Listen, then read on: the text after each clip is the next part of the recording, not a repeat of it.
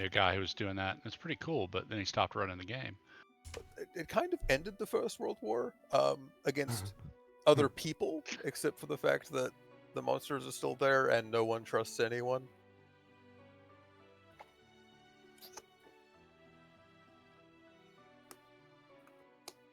Because, they were just at a war, so you have the Russian walking into the German village, and the Germans are like, we're not gonna fucking talk to you. It's like, bruh. Yeah, I like Weird War.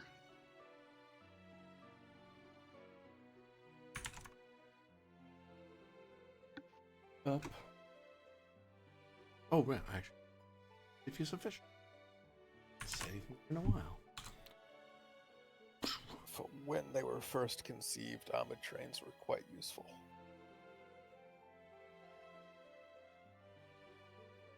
The Soviets somehow continued to make them useful in the Second World War. Mm. If you live in a part of the world or a time period in which highways don't really exist and your options are car or train to move things, because no one has diesel combustion engine vehicles really, then they are very useful for controlling supply lines. The thing is now everyone has a diesel combustion engine, and trains are good for shipping bulk quantities, but you can just ship supplies by truck and plane now. Where's my diesel? That is why I said for the time period, yes. Yeah. Just talking. Hello, everyone. This is the Electric Metropolis video game tour where we talk about trains and train accessories. No, just kidding. This is Electric Metropolis video game tour. I'm AD Springer, also known as Corpinian. And we are playing Star Trek Adventures using the 2D20 system by Metavius. And continue with our finale, of the In the Midst of Chaos arc, if you will, Opportunity for Desperation. As our Admiralty staff are faced with the still, I believe, memory serves, a certain Breen ship has been plucked from destruction. Some of the people aboard were not. Well, they came up, but, they weren't alive. But there is still a conspiracy to unmake the Halanak station, and the Admiral gets whisked away on a special meeting on a high priority meeting with the other commanding officers responsible for the Shackleton expanse. It seems Starfleet Command has strategic grand plans on the horizon that are soon to come. But for now, those at Halanak Station still need to keep the station safe and puzzle through the information they have found so far and the price that was paid to achieve it. This is a two-threat game.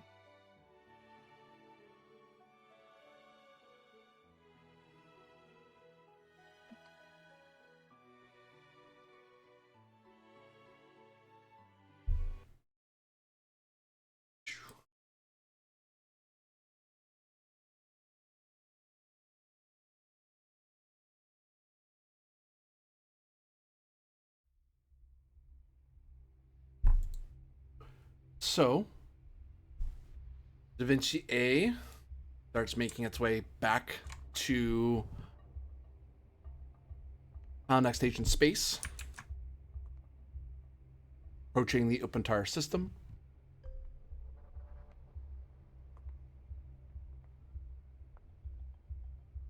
Kovac had met up with Sapentia and sent her off to do some investigating. Carpenter's aboard the Da Vinci. And at this point, both Haifa and Carpenter have been informed that the Admiral has been is away on a strategic meeting with COs in the region. So a fleet-wide engagement is coming, is all that you're told. So you're told to be ready for orders if needed. Yeah, I mean, still sitting in her hospital bed, she'll say, I guess. I assume I don't have a replacement arm yet?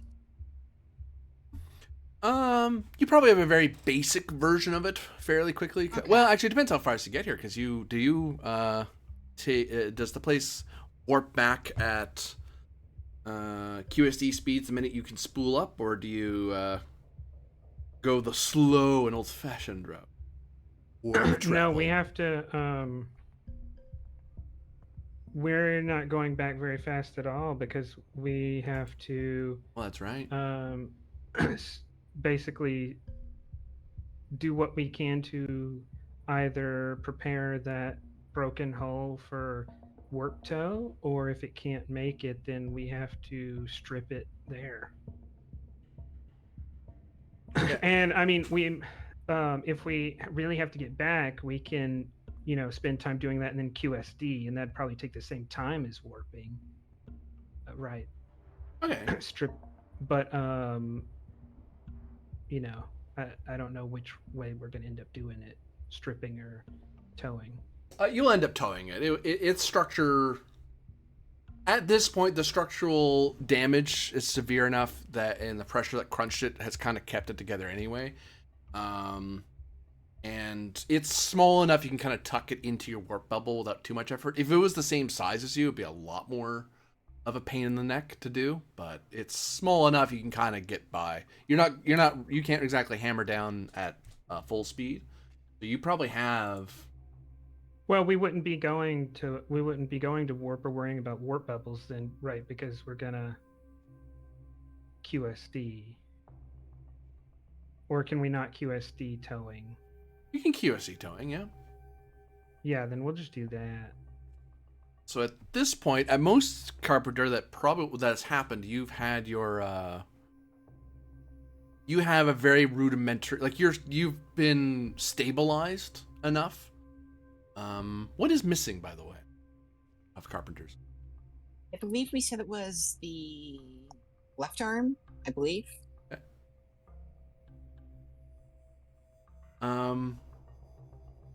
So yeah, you are given a bit of time to rest in your bed. And there is a plan in the pipeline to, well, since you're heading back to Halanak Station so fast, they can get you a rudimentary implant, well, not implant, thing you put on Prosthetic? yourself, a prosthetic, a rudimentary prosthetic so you can get back to service as quickly as you think you need. But a more advanced one would need a longer hospital time and stuff like that. For now, you're without because it takes very little time to get there, and you would have been informed by this point of what happened, and you had a chance to kind of process the information. Still kind of with you a bit, I believe. Yeah. Did you roll a comp, as I recall? I did. I rolled comp. I believe you said that would make it harder to attempt to avoid trauma in the future. No. So what I'll say is that in this scene, there is Carpenter very much notices the absence of the rest of the away team. Because you went down with a lot of people, and you're like one of two people from the away team. And even the other survivor is in similar state as you. I believe that was your Vulcan security in Sarai. Sarai, yeah. So if someone could pick up Sarai, because the two of you are kind of share. You're kind of in the same ward space at the moment. Now that you're both stabilized and not, on the brink of death.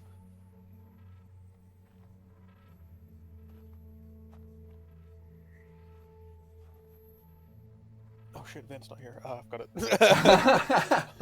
I was like, that's one of his cadets. Oh wait, never mind. Well, it's strange, isn't it? Being the one who made it through all of this when the rest of them didn't.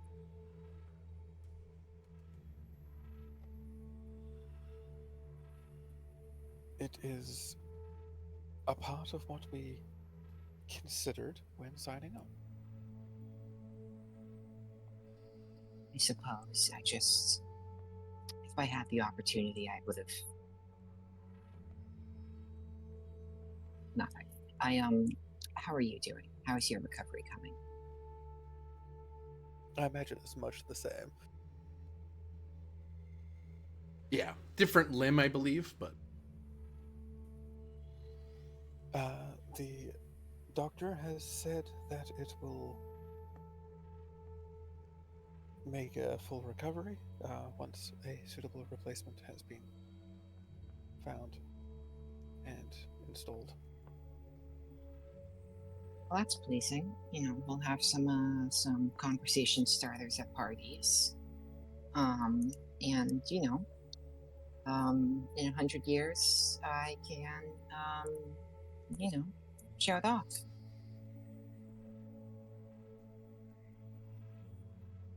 And she kind of glances over at, her missing arm and says, "Still feels weird not being there.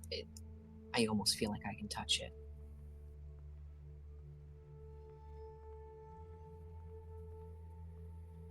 I can't say the same. It's there, but it's not.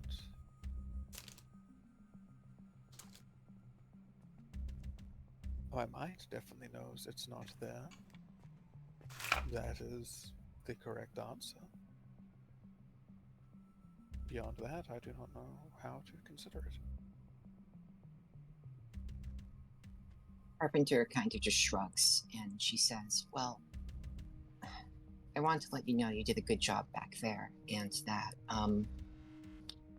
none of what happened was anyone's fault. And that I'm sure if you or I had been one of the ones to go down there, we would not have wanted these other survivors to feel guilty about it, because when there are no good choices left, we have to make one of the hard choices."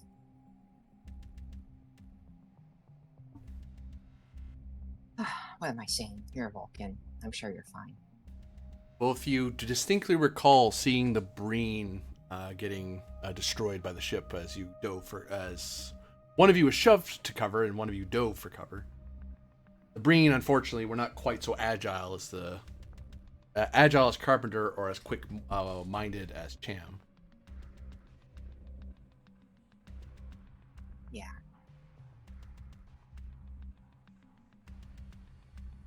Can't say I feel too bad for employees on a slave ship, but I do feel bad for the intel we could have gotten off of them. Who am I kidding? They were junior officers. They wouldn't have known anything.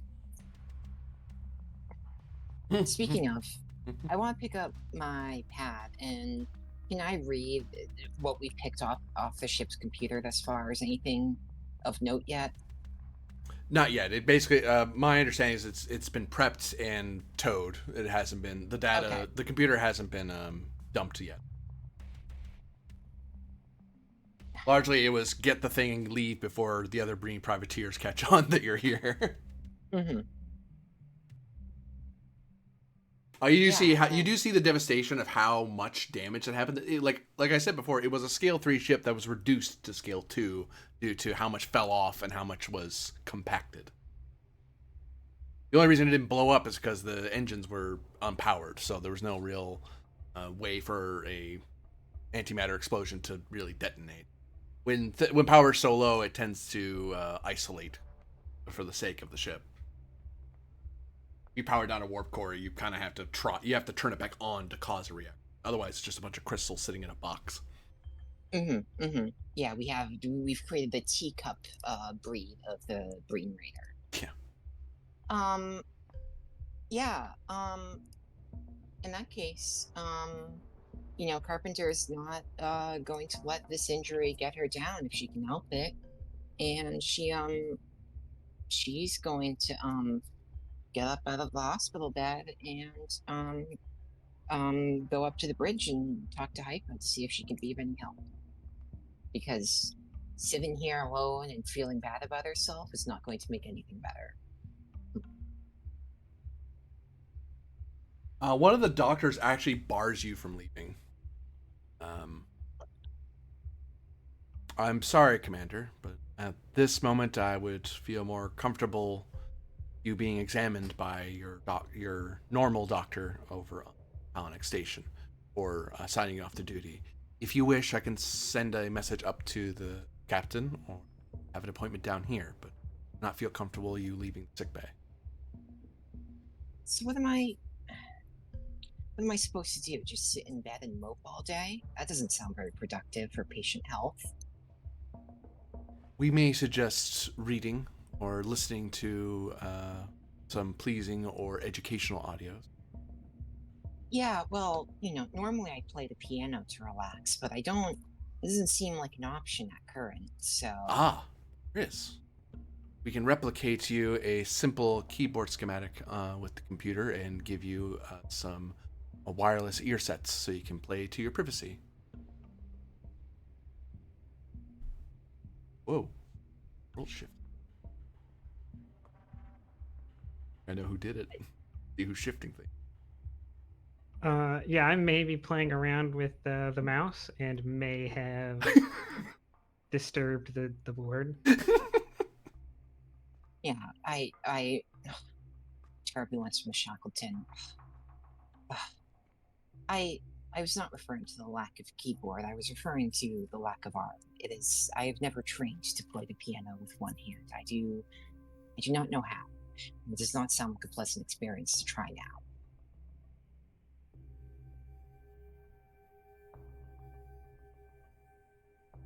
What harm is there in learning half of a piece? And then once you have the prosthetic of your choice, you may be able to fill it in.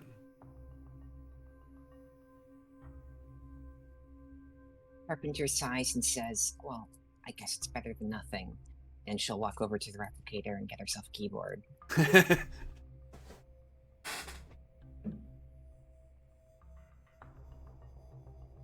You're able to get yourself a keyboard and little earpieces you can put in so you can play to just yourself and not like flood the room. Whether or not, because you don't know if Sarai wants to hear music right now or not. And well, as you said, you're not terribly great. Do you have a focus in piano or anything? I do have a focus in piano. You're just not used to doing it with one hand, so it's one of those like, I don't want to be picking at it and sucking while other people could hear me. I would like for you to believe I'm good at this. You know what? Give me control medicine. Difficulty of 2. Actually, you know what? You're in an advanced med bay, aren't you? Mm-hmm. I think that does cool things when medical stuff happens.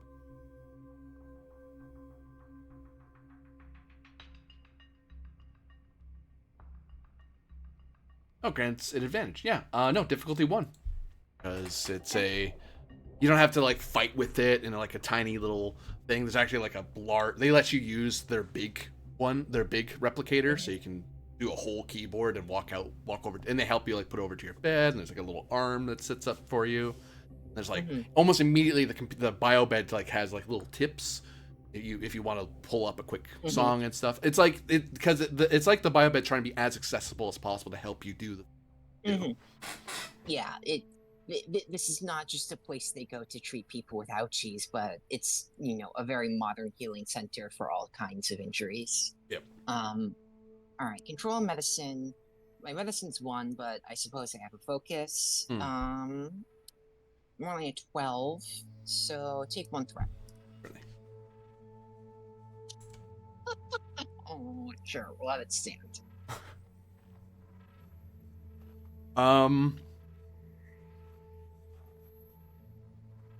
Well, this sucks. I'm trying to tell positive stories about healing, and here I am hurting you. I'm the good GM, I swear. Oh god.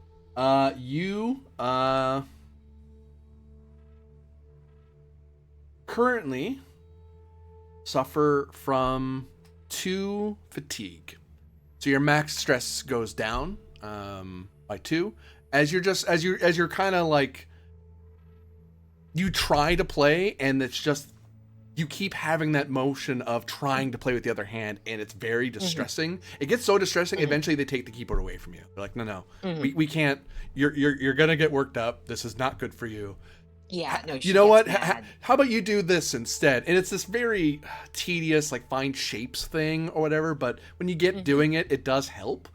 But, you feel like you're being treated like a kid, and that's not terribly Yeah. exciting, but yes, you're calming down. It is working. It's like taking really bad medicine, except for your head, Mhm. Or really bad tasting medicine, I should say. Yeah, that gives me 1, 2, 3, 4, 5, 6 exhaustion. Oh, God. That's right. You're still exhausted from pushing yourself. Yeah, no. She dark bags under her eyes.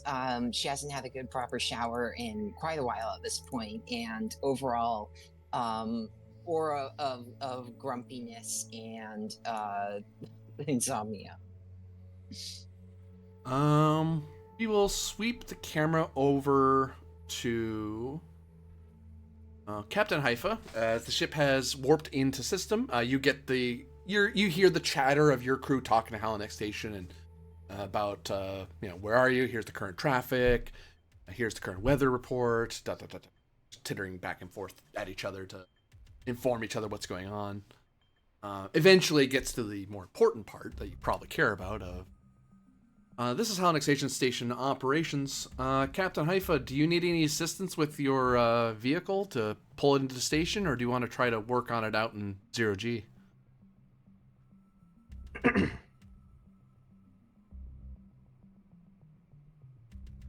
I need a unused dry dock bay. Mhm. I need it secured by I need it fully secured to the maximum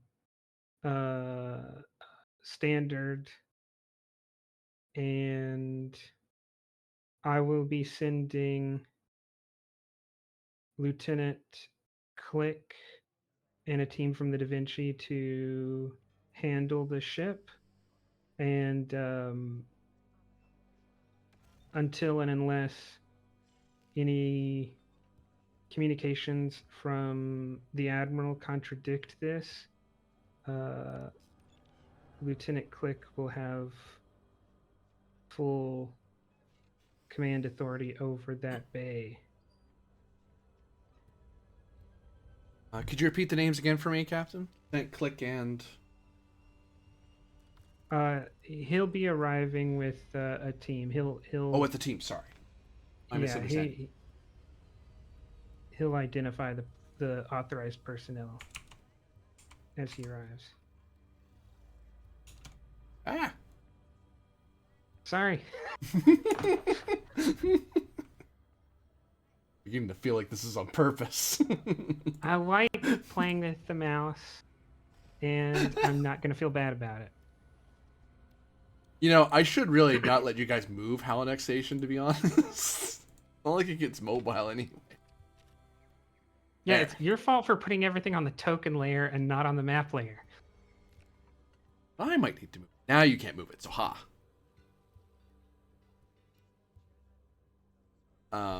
Didn't we make Halanak mobile? I think it was joked about. Please don't tell me you mean it. No, it's self-propelled. Relling.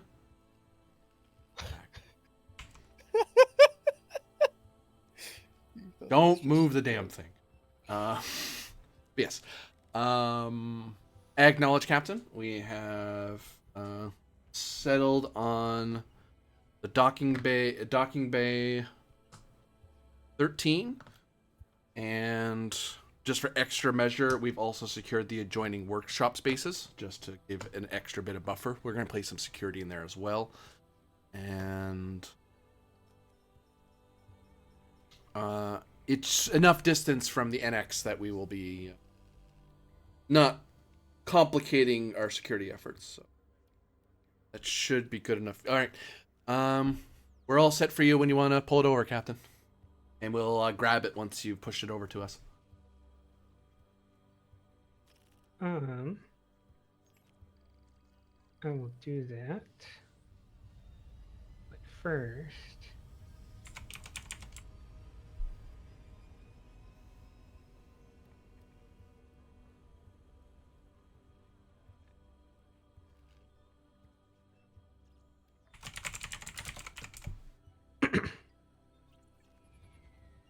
But first I want to.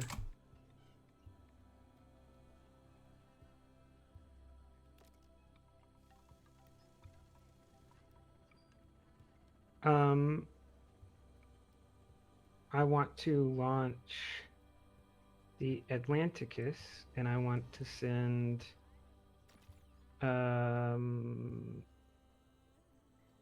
Mila and Selak. And basically, I'll just have them go around the outer, as time passes on, just patrol around the outer reaches of this star system. Because Okay. they don't have better sensors than Da Vinci, but if they're actually in the zone they're scanning, it'll be a pretty easy task, I think. So they're just out there to look. Who's out there? Selak and Mila. This is basically the best pilot and the best con officer we have. I mean, the best pilot and the best sensor operator we have.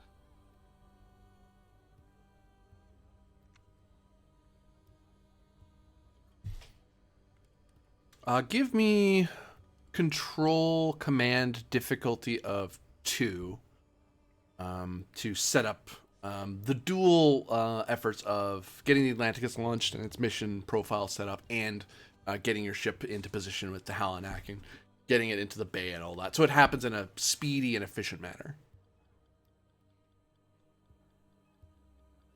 Because see at a cost, it will happen anyway. It's just you end up kind of wasting a lot of time recovering steps you didn't need. Trait of project manager. Mm-hmm. If one.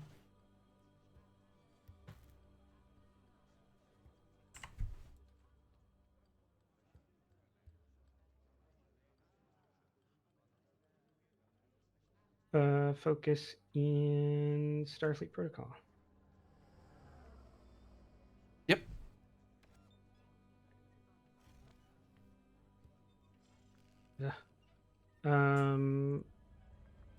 The trait on the Da Vinci of well-drilled crew. Yeah, it's a pretty straightforward thing. They would have drilled something like this. Well, then it's a success with no momentum. So you try to be efficient, and did you have a Unless comp on your the ship role at all? assists. Hey? No, I didn't have a comp. What were we saying about ship assist? Does it? I'll give you communications command. Why not?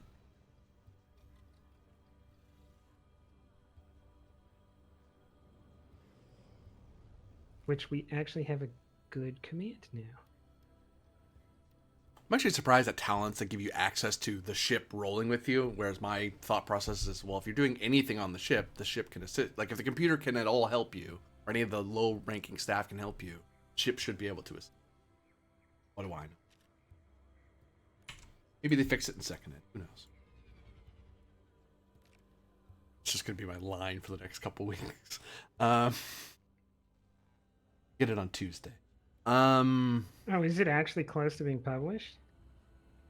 Yeah, I mean, I've heard it's going to be published fairly soon. Oh, okay. Soon, well, soon is a relative term in game publishing, but it's on the horizon at least. Second It's getting ed. published? Second edition is due to be published, sometime this year, next year, something like that? Oh, I thought no. you were saying it was going to be published on Tuesday. Oh, no. That was a joke. That was a joke from Okay. Generations. The good movie. Yeah. Everyone likes, and I'm not the No, only one who likes August. it. August, because they're it's all happening around Gen Con. Oh, right. So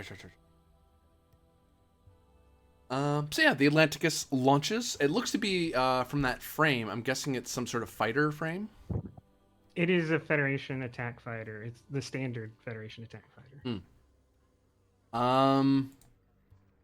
The Atlanticus, part of the efficiency is also so the Atlanticus knows how to play nice and work. I mean, Silak worked with them before, but playing nice with the FIDF because their ships are moving around, various ships are moving around, so it's a lot of making sure they know who the Atlanticus is, who they're with, what they're doing, and they work with Atlanticus and going, hey, if we see something around you that you don't see, we'll let you know.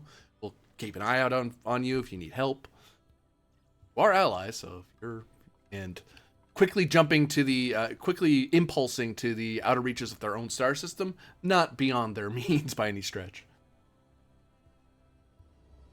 And yeah, the crew of the Halanak station is able to quickly take the captured ship and secure it, and rapidly are able to take aboard Lieutenant Click and the team in a secure path, so they don't get bothered or harassed in any way. So, because basically they mimic what they've done for the NX project, they're just doing it on a much smaller scale. But, you know, it's a dry dock. If the protocol works for one dry dock secure, it'll work for the other one. And, you know, off camera, a little bit away from the secure dock, there's like harmonizers who happen to be seeing if anyone's standing around a little too long, or someone happens to be doing, you know, routine repairs. You have routine repairs? Oh, that's neat. So what's your order number? We just need to make sure you're actually supposed to be here is all. Yeah, I like how any spies on Halanak Station trying to figure out like what specific secret the Halanak agreement team are trying to hide is going to have a real problem in that there's like 10 of them. And so like you know, you can never know if any, like, you know, you might think the secret project that the Halanak agreement is working on is a new ship, but now also they have a whole Breen ship they're ripping apart, and it's like, are these the same project? Are they separate projects? You'll never know. Maybe the whole thing's a smoke screen. Yeah, the orders to Click specifically are to like mine that ship for everything they can find out from it, and I'll be down there eventually to help them. But first, I want to activate the ship's holographic personnel, because we have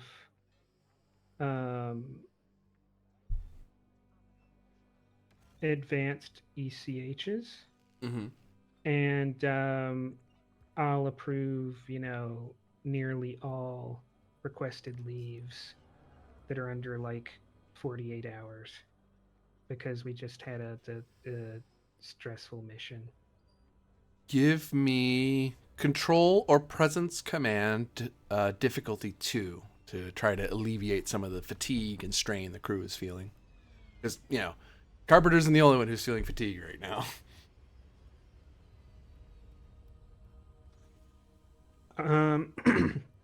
Flag captain, I tend to get priority on having personnel assigned quarters on the ship and things for shore leave.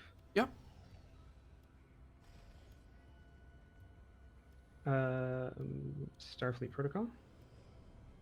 Yep. Spin a momentum. There you. Okay, it's that kind of day, is it? Oh my god. And because I'm trying to use my milestones all on rearranging the Da Vinci, I'm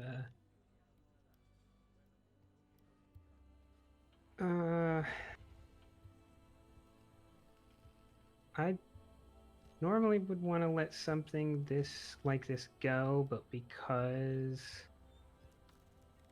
of the situation and what the crew has gone through, I will go ahead and spend a value here. Okay. Which is Starfleet gave me everything, and I'll return the favor. Right, my crew here, and by extension Starfleet and their by providing their training and equipment, have given everything that could be asked. So now I will use my leverage and position to help them. I'll take that, certainly.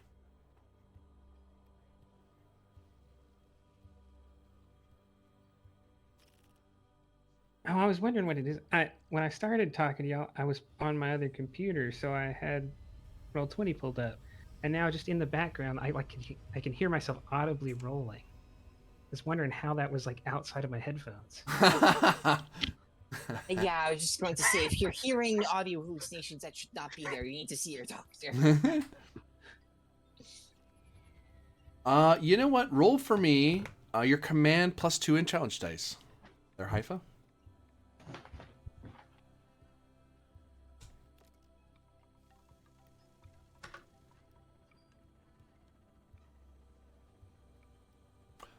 Carpenter, at least one of your fatigue has been alleviated because your transfer back over to Halanak Station is smooth significantly.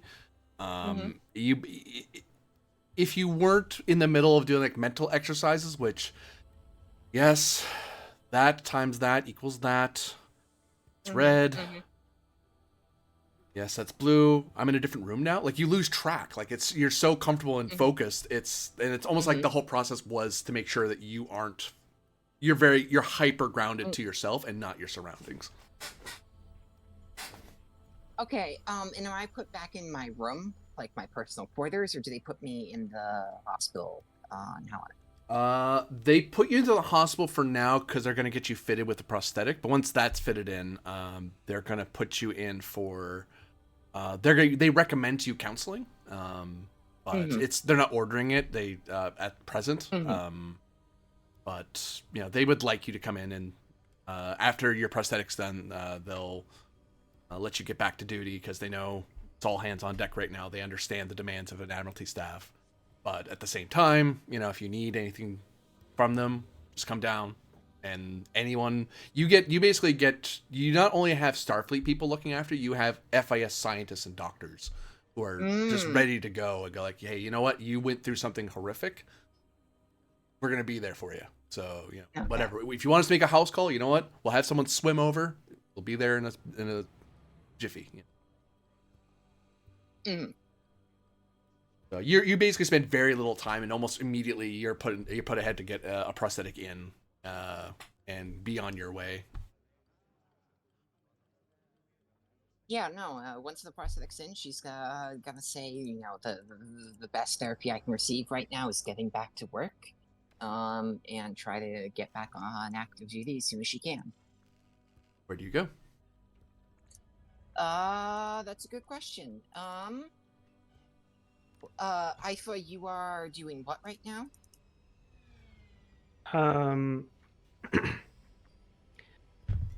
I'm either finishing the transfer of personnel or I'm going to help Click. Okay. If you're going to help Click, I don't have the technical skills to help rip apart that ship, so I won't be of any help there. So,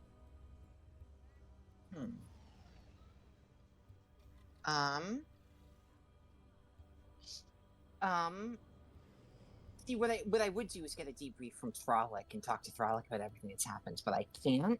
Yeah. So, you know, very awkwardly, I imagine she goes up to like the office complex she shares with Frolic and just kind of like sits around for a minute, unsure of having any active duties of like what to do, and then she's going to really, I don't have any amazing ideas at the current. Is the Onaneros attached to Halanak, or is it on a separate billing? It's on a separate billing, but it's in the region. They're doing their jobs mainly to chart. They're charting for the air. They're straight up. They're charting the region of space around you. If you wanted a suggestion, I would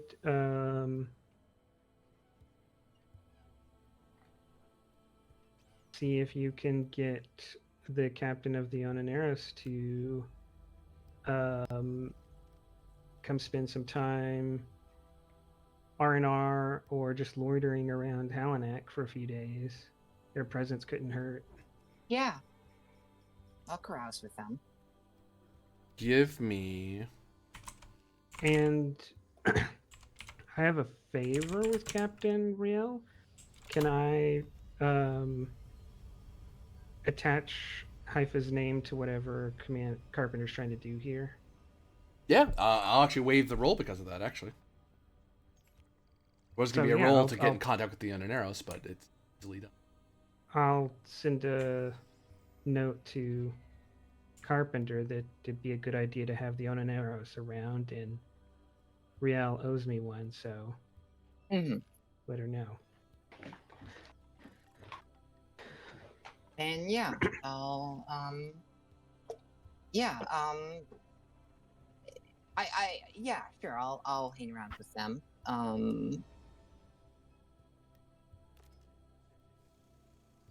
Commander Carpenter, Captain Haifa sent word ahead saying that you wanted to speak with me. Yes, I don't have all the details yet, but Admiral Frolic is in a important staff meeting with several other Admiralty level members of the Halanak group, and we are expecting a possible fleet action soon. So we wanted to call you back to station. Have you read the debriefs about the mission myself and Captain Haifa were just on? Do you mean Halanek Group? Do you mean Shackleton Fleet Operations? Yes, I'm sorry. Oh. It's been a strange couple of days for me. Yeah. You got him. Get to be told. Believe me, this is not the kind of meeting I think you want to be in on. Right. Sorry, you asked me something. Reports? Yes. You see her tap on her side. You see her tap at her console to pull something. Yes, we attempted to intercept some Breen privateers engaged in anti-ship raiding and slavery operations between here and Project Enduring Freedom, and have just rescued we were unable to capture any of the Breen crewmates alive, but we were able to salvage most of their ship, which is now in one of our docking bays being ripped apart by an engineering team.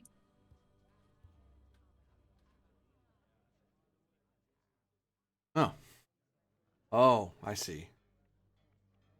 Right. So, sorry for your loss, Commander. Yeah, well, these things happen. Gives you a look and decides to leave that alone. Is there anything I can do for you, Commander, in particular? Not particularly. I am simply meeting with senior staff members because, well, with the Admiral occupied and my previous duty finished, I have no active portfolio to pursue. Well, I'm sure a capable officer like yourself can find something to help your admiral, even in her absence. But I could come to Halanak Station and the Narrows, of course, and go over the notes with you or something like that at a restaurant or such. You must know your station well enough, and we can share notes about the Shackleton, and maybe there's something the Narrows knows that you don't. Yes, well, you've been away from the station for a while, so perhaps that would be for the best. I'd like to think so.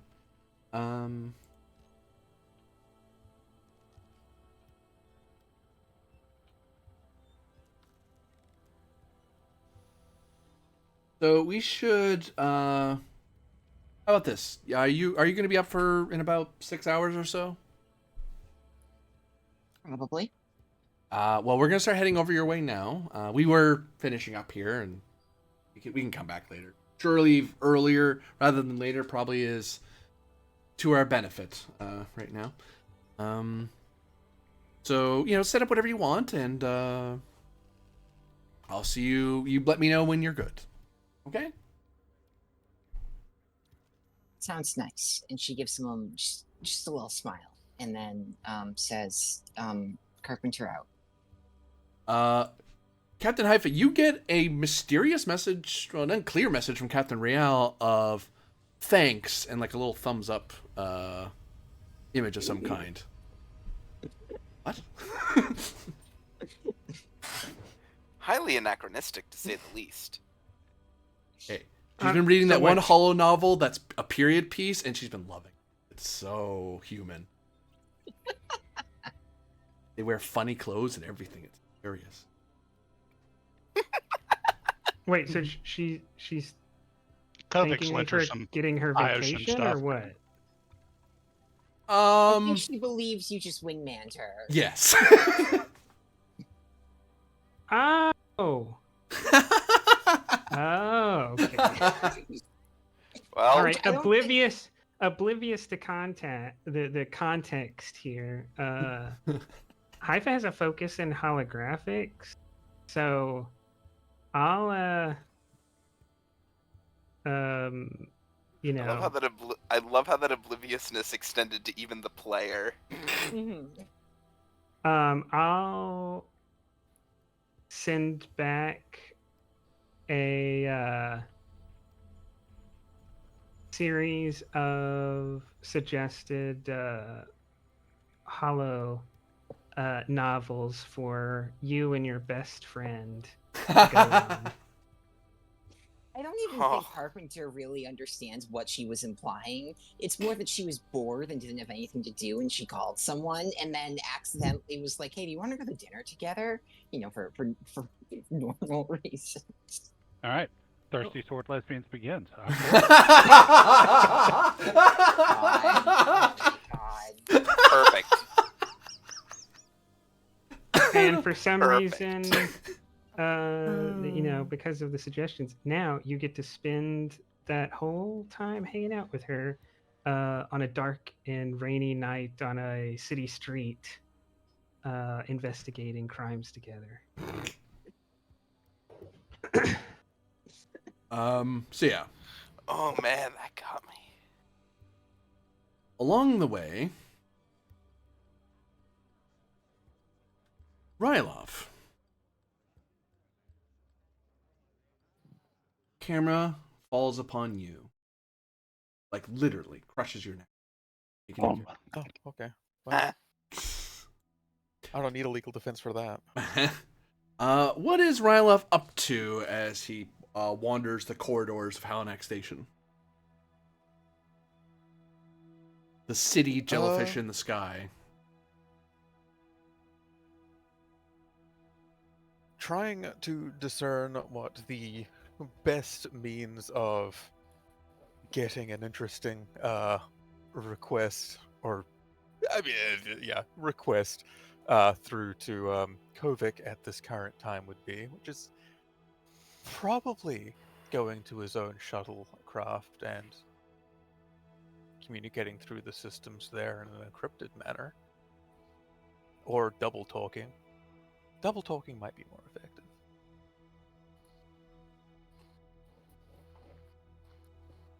Or both. Either way, basically the general idea is we need to talk to my Romulan staff, who are apparently ideally placed to take down some security systems, which is what's going to happen temporarily. And they're also going to end up... The idea is for them to also pass on to Kovic that this is what's going on. We've basically baited a trap. Congratulations. Your staff, you mean my officers. Smiley face. How do you go about Yes. passing along this message?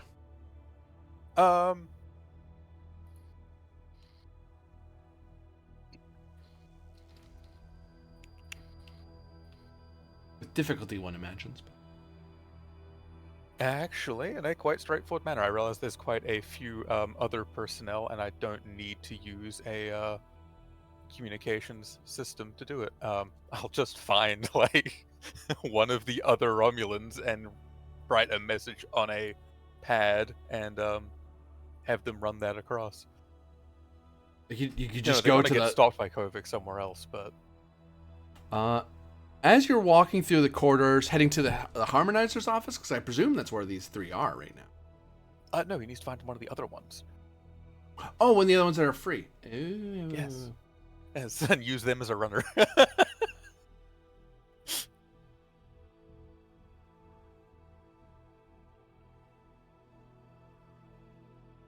Okay. So not. Oh. Garrett. Gaius. Devaro and Karis. No, Devaro's over there, so and Karis, sorry. So who do you plan to meet up with? Probably Gaius. We'll have Gaius do something. Maybe. Maybe you said. Yeah, we'll use Gaius. Sure. So someone can grab control of Gaius as Ryloff finds the Ulan somewhere on station. I'm not particularly sure where, what he does in his free time. I don't know what Gaius does in his free time since he technically got released from duties because we're under investigation. Don't get to stay in the diplomatic deck. You're just another spacer who happens to be here. Congratulations, he's found a bar.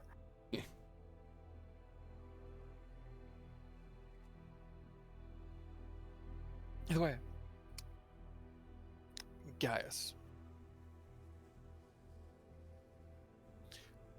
I need you to find Lieutenant Talora and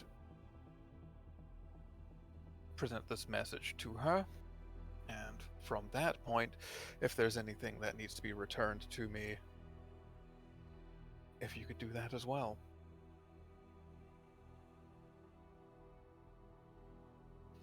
And do be wary, there are likely people watching, and if they figure out what's going on, they might try to get your messages.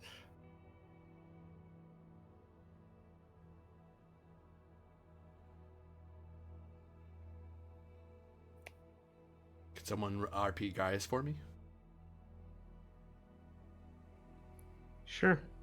What was the question? Essentially, I need you to run this pad and message over to Lieutenant Tolora, deliver that, and should there be a return message, bring that back.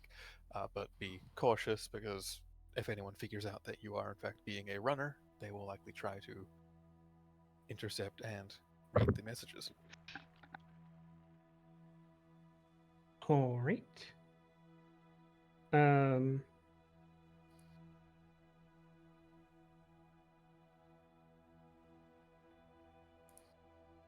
Do we still do the Ronin still have access to any kind of personal weaponry?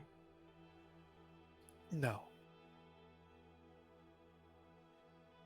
Correct me if I'm wrong, but do you think Kovac deputized most of them and then give them the weapons all of the other deputies have, whose name is escaping me? He deputized those three. Just and gave those them three. mass drivers, yes. Oh, I didn't know if he did attend the other ones. Okay. Yeah, Harmonizer would have taken Gaius' weapon as soon as they were able to find him. Nope, you're not allowed to have those anymore. Here's why. You can collect it from the Harmonizer office when you leave station.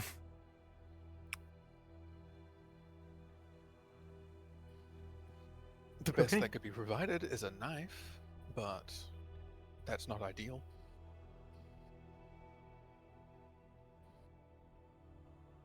The Ulan will attempt to use the most convoluted and surreptitious route he can to get to Tiller. Fitness or control plus security difficulty. We'll say 3. Focus and observation. 'Cause Yeah. that's- All right. Spending 3 momentum. 2. Trait of Romulan.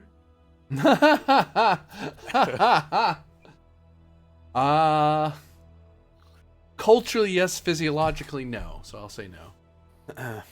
Okay.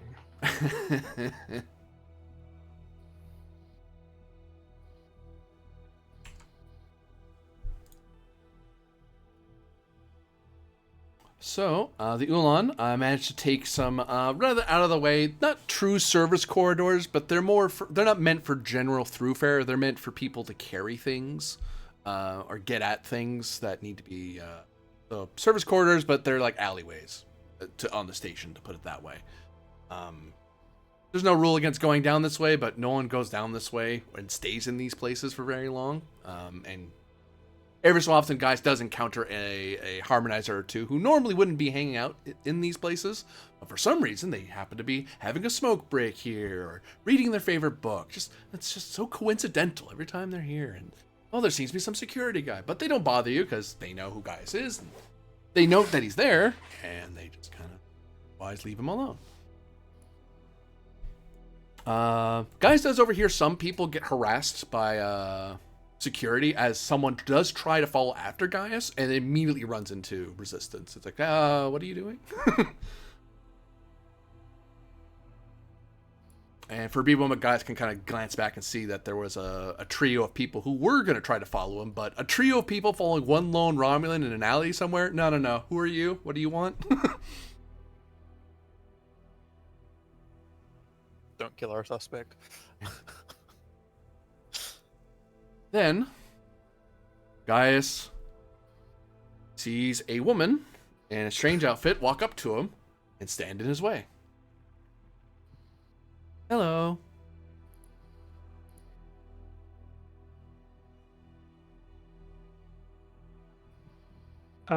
She stood in his way. Yeah, like he turns a corner and like this way will lead to the office you need to go to, and there's just this humanoid woman in a strange outfit, kind of standing in the way. In the half second before she says anything, does Gaius get this is an intentional interception, or this is random bumping into someone in the hallway? This feels intentional.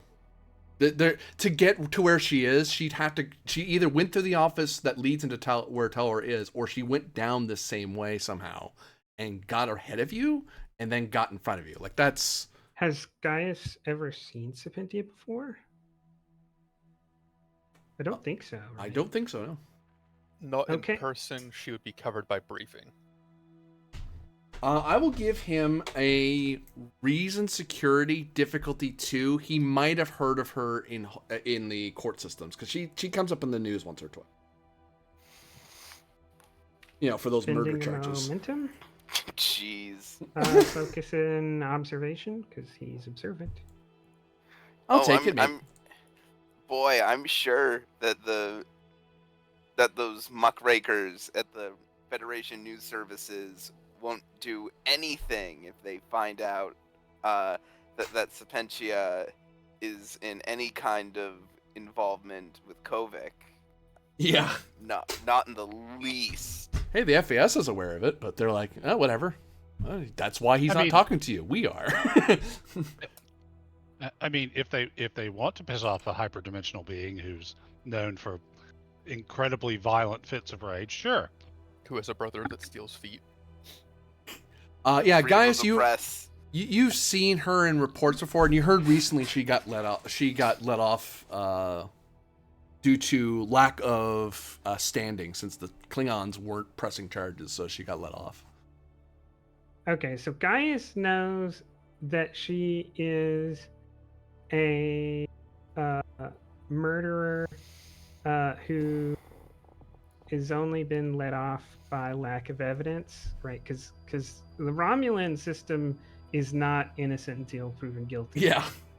So she is a murderer. There just wasn't enough info for the charges. I'll even go one step further.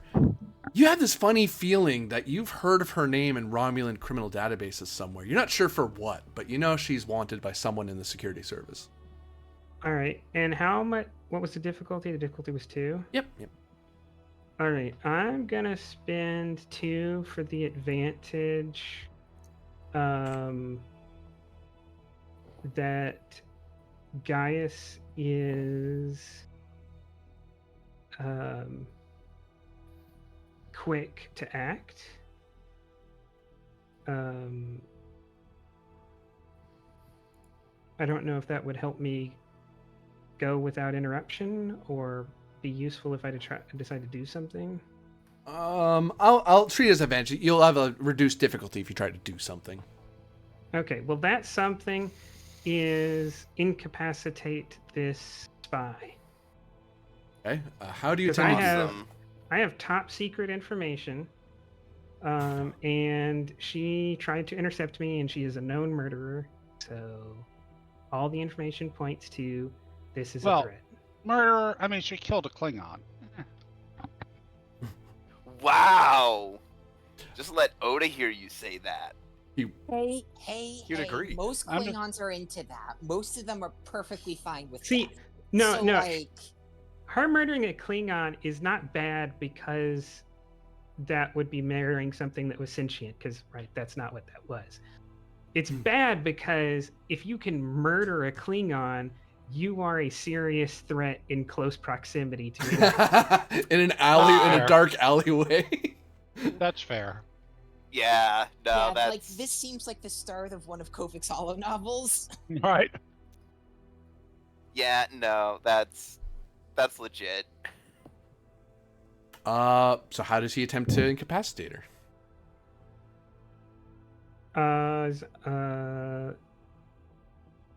I guess the way to do that is to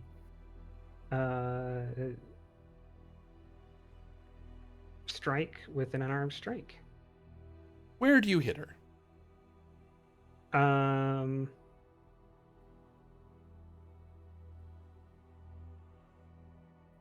Should I go with the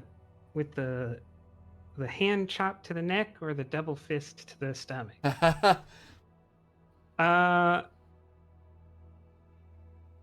We'll try to knock the breath out of her first, and then knock her unconscious.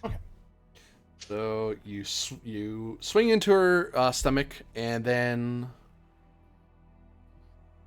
your hands thud as if you just slammed your hands to the side of a shuttle. Ugh. You take Oh no. not a lot because she didn't try to hit you back or anything. You just happen to slam your hand to something that doesn't look armored at all. You take 2 stress as you just thunk and ow. As you see the material that she seems to be wearing over her midriff hardens at the moment of impact. She kind of looks down and looks back at him. All right. Oh. That whether you advantage lo- to say that he was holding a coffee. Sure. All right. Do I need to spend anything for quick to action, or is she just not going to do anything? And she's not going to do anything. All right. Then I'm going to throw the coffee at her and try to run. You throw it at her face. It seems to cover her face, and you start running after her. And then you feel a sudden jolt hit you from behind. Give me fitness security, difficulty of 2 to stay conscious.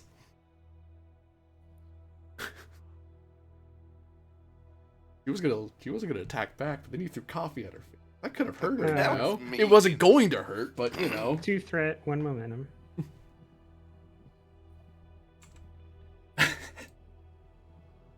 I'll give you points for surprising the crap out of her. Like, did he throw coffee at me? Who throws coffee? And she says as much. She's married. She's dating Kovic. This is definitely a Kovic tactic. Yeah, guys feel a jolt hit him in the back and thunk. He just collapses to the ground, like all his limbs just lose energy. And you see, and he kind of sees Serpentia kind of wiping away at what appears to be some sort of energy field around her head that caught the coffee, and she's just, "Who throws coffee?" She says as the other hand is holding out some sort of energy weapon that she had fired at you. Can I create the advantage? Well, again, do I need to spend to do something, or is You can she- say things, but you can't move. You're stunned but conscious. You can perform a test to force your limbs to move, like just will yourself through. You're basically being super tased, to put it another Okay, way. well, I'll do that first. Because I want to create the advantage that there is a emergency actuator for loss of pressure force field nearby. So like you activate that, and this corridor thinks, oh, on the other side of this handle, we've lost atmosphere. That's Gotta fair. throw up a force field. Actually, I'll tie those two together just to speed things along. I will make this daring engineering difficulty 3. Okay, well, I think I spent 2 momentum just to get this, right? So I'll use 1 and 2 off the 2 threat. With a focus in observation, because you have to be able to think on your feet to notice these kinds of things. You're looking for a handle, and it's a handle that is reasonable to be back here. I'll allow it.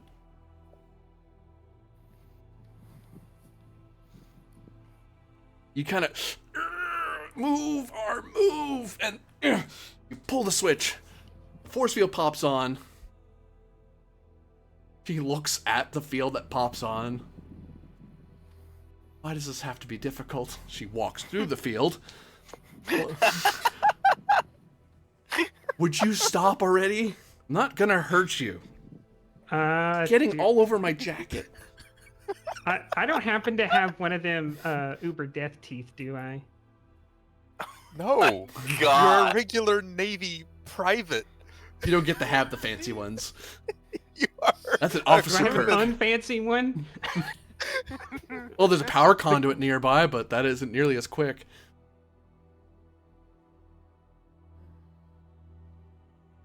Oh my god. All right. Gaius will just say in his homely, random, provincial Romulan dialect,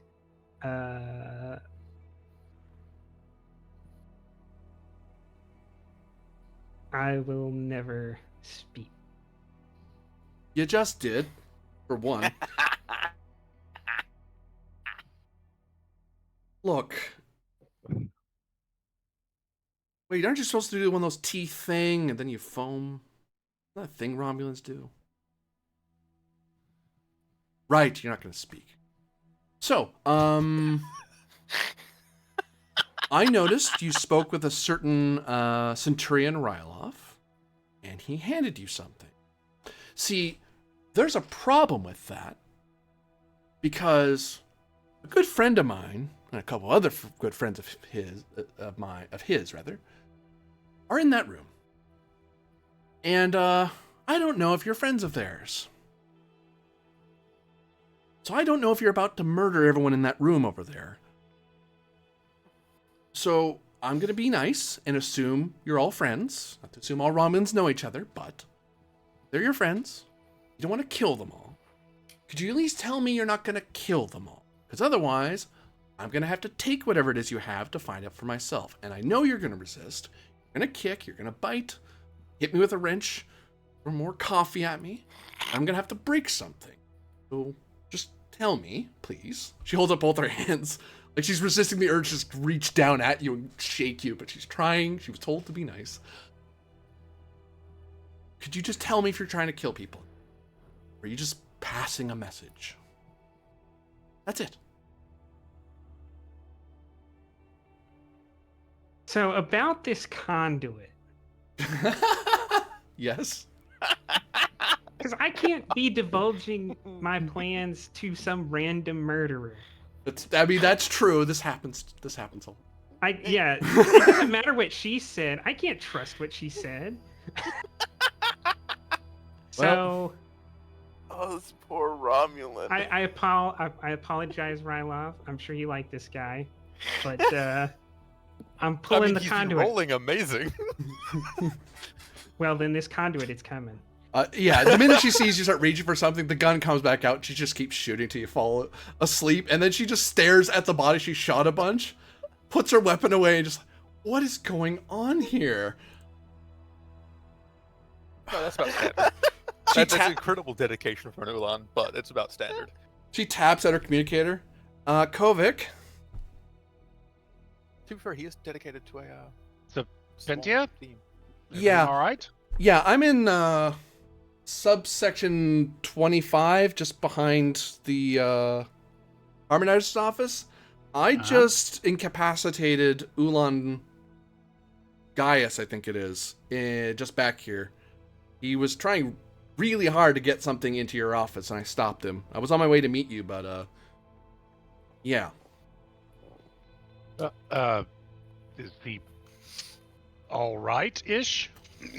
He'll be tasting oranges for the next month, but otherwise he'll be fine. Oranges. Okay, well, can you bring him along and we'll figure this out? I'm not sure I want to do that. See, I'll be carrying an unconscious Romulan body into a room with a bunch of armed Romulans. I do not want to be shooting at deputies today. Okay, that's a fair point. I will send some Romulans to pick up their friend, I guess. I'll meet you at the bar then. Sounds good. Well, let me look at my codes. Oh wait, now Spacer Bar means she's in trouble. Oh, what's a different code? Sorry, I screwed up. Spacer Bar, meet her in Spacer Bar. She's in trouble. Nice restaurant, all is well. Off-world, she's had to split for some reason. A nice restaurant. Okay. So yes, I will tell to Laura's the ranking officer that apparently one of her compatriots has gotten into a little bit of trouble and where to find them, and to find out what's what. Well, I go meet an informant. Around the corner. Literally, like, pops out. There he is. Kind of frozen as if in cryogenic stasis as he's reaching out for a nearby power conduit. His clothes a bit rifled because he a little messed up because she would have rifled through his pockets as she was talking. She rolled him. Oh, I love her so much. Which probably means she grabbed the pad. She did copy with the contents, but then put it back because, you know, she doesn't get it. It was one of those, is this a bomb? Oh, is it maybe it's a computer bomb. Maybe it's a no, it's just a message. I just shot a guy for a message. Oh. Great. Oh, God. Well, I just hope I never run into him again. She will. Why would she hope that? It didn't end well for him.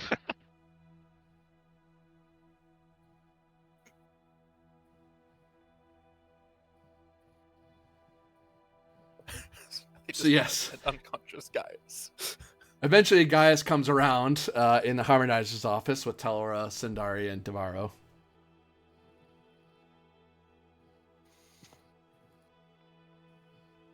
And is able to... Oh, what does he do, actually? I see all the other team members around. Yep, they have little Harmonizer stars and everything. Mass drivers. Gaius says, the second I make the next rank, I am getting a tooth.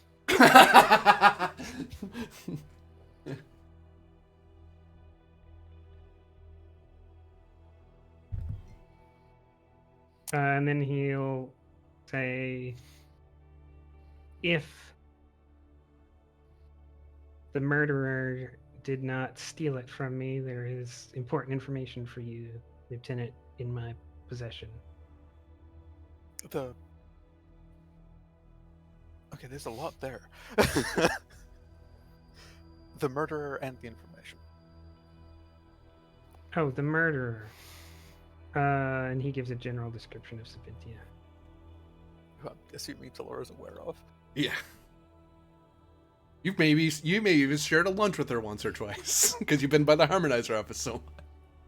But she doesn't know that Savintia is currently working with us. Not if Kovac hasn't told you, no. Kovac. Yeah. No, I have.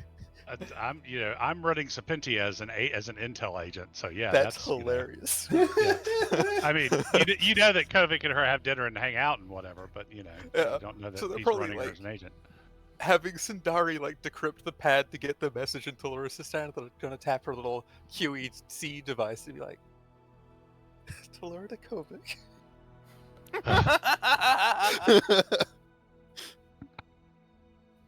Kovac here. How's your friend? alive. He was, in some manner, frozen, and he had an encounter with a murderer. No. Which do we know who? The one recently, well, one of the ones recently acquitted by the Klingons not pushing charges for murder. Oh, okay. So an acquitted murderer. Gotcha. Well, what? Alleged murderer. Oh no, it's not alleged. She did it. The Klingons just don't care. Yeah. Well, It's like, you know, it's a well, yes, murder right with a into his tool, head, but, both you know, hands. Um, Ran into my knife. Ran into Well- my knife 5 times. well, did she start it? Guys will say yes. She very obviously was stalking him.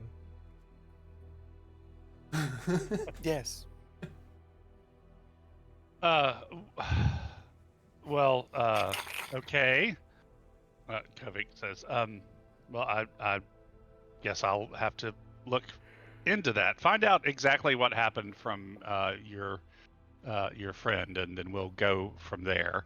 He was carrying a message, which seems likely to have been intercepted. Okay. We still have a copy, it seems. So it's been duplicated, and whatever's on it is now potentially in danger. Understood. Let me see if I can track down the suspect. I'll let you know more once you get back here. We can talk about what this message is in person. Fair enough. I'm assuming because it took a while for him to unfreeze and unshake out, so I'm probably Yeah. This is like in front of Serpentia at the Right. bar or the restaurant. So yeah, Kovic puts down his communicator on the table and takes another bit of fettuccine alfredo. So, been making friends today, eh? Yes. I made a lot of friends across the station, and most of them don't remember who I am, other than the strange lady in the silver jacket. Oh, right. Okay, very well. So, learned anything interesting? Well, and you have 6 obtain information questions that she has learned in her investigation. Very good. Did she find out who is actually behind this operation? As in, like, Typhon Pact, Breen, was she able to confirm who the organization or organizations behind it were? It looks to be the Typhon Pact specifically. Okay. There are multiple movers, but they're the main mover. Okay.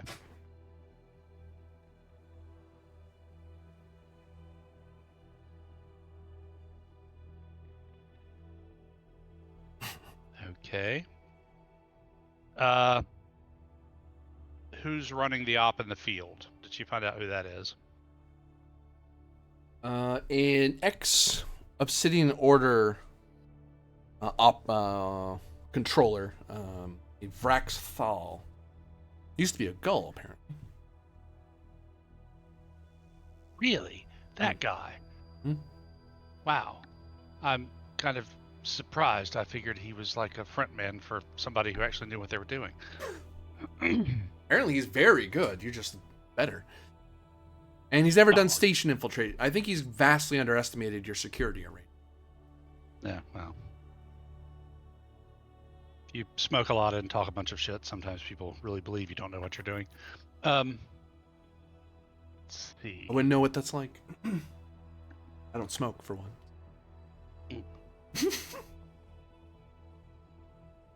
Okay, that's 2.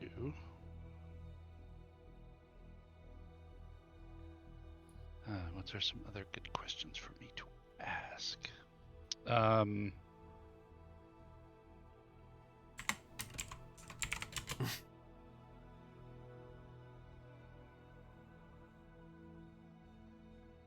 Have they infiltrated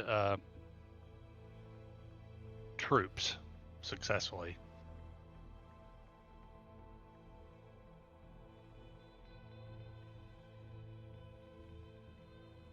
They have some forward assets, but nothing in grand number. Just enough to set the groundwork. Oh, I take actually.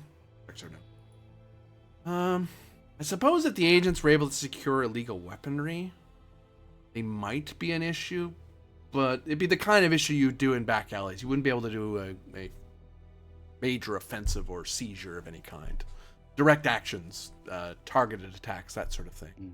But if they were to do anything, it would have to be in quiet. If anything happened in the open, your security would catch them almost. Okay. So that's 3.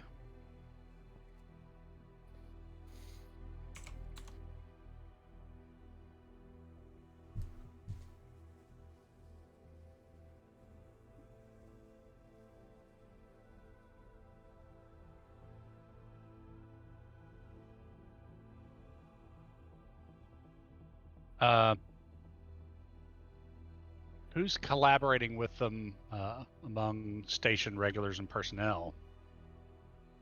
Smiley face. Well, I have I have a feeling. Well, sorry, I don't.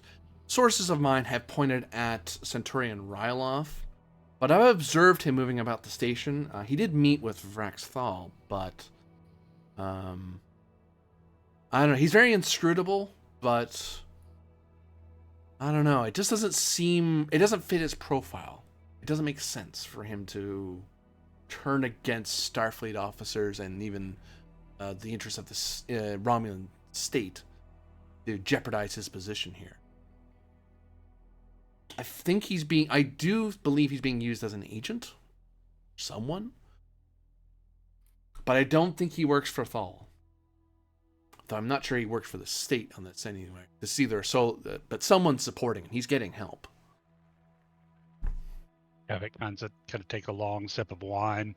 I have a terrible feeling that your encounter before dinner here was 2 independent operations bumping up against each other. Oh, I have a copy of what the courier had. She slides over a pad at you. Pretty good encryption. What do it have? Yeah, what does it have, Ryla? Because she would have cracked the encryption by the time the dinner was done. Yeah. Benefits of hyperspace tech. Oh, I'm sure. General details of the meeting with Mr. Thal there, including what he wants done. And then we could probably do something similar to bait people into the trap and get more of the organization so that more of it can be taken down and then shot through.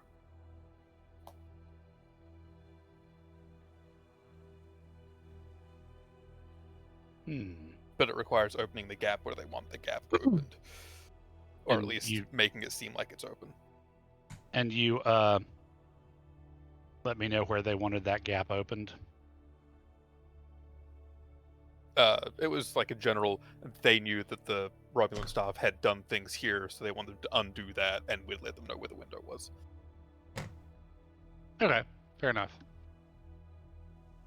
So there's probably a list of areas where a potential opening could be made. Cool. Okay. I think we got a plan. Does she have a list of anybody else besides station regulars? Or just Rylov so far? Rylov's the only big hit. They their first move. This doesn't cost a question. It's just clarifying. They have some agents, i.e., I can summon reinforcements, but I can only summon agents, spies. I can't summon a proper soldier, people with rifles, because that's just too obvious. They couldn't get away with it right now.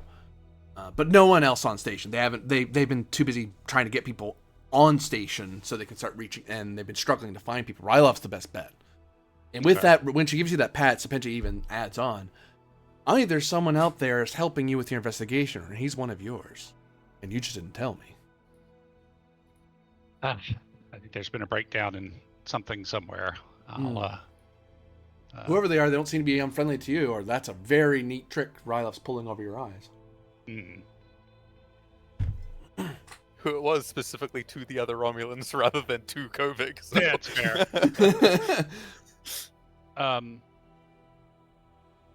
Okay. Anybody else? I got 2 questions left. I have one in mind. Anybody else has anything they think I should ask?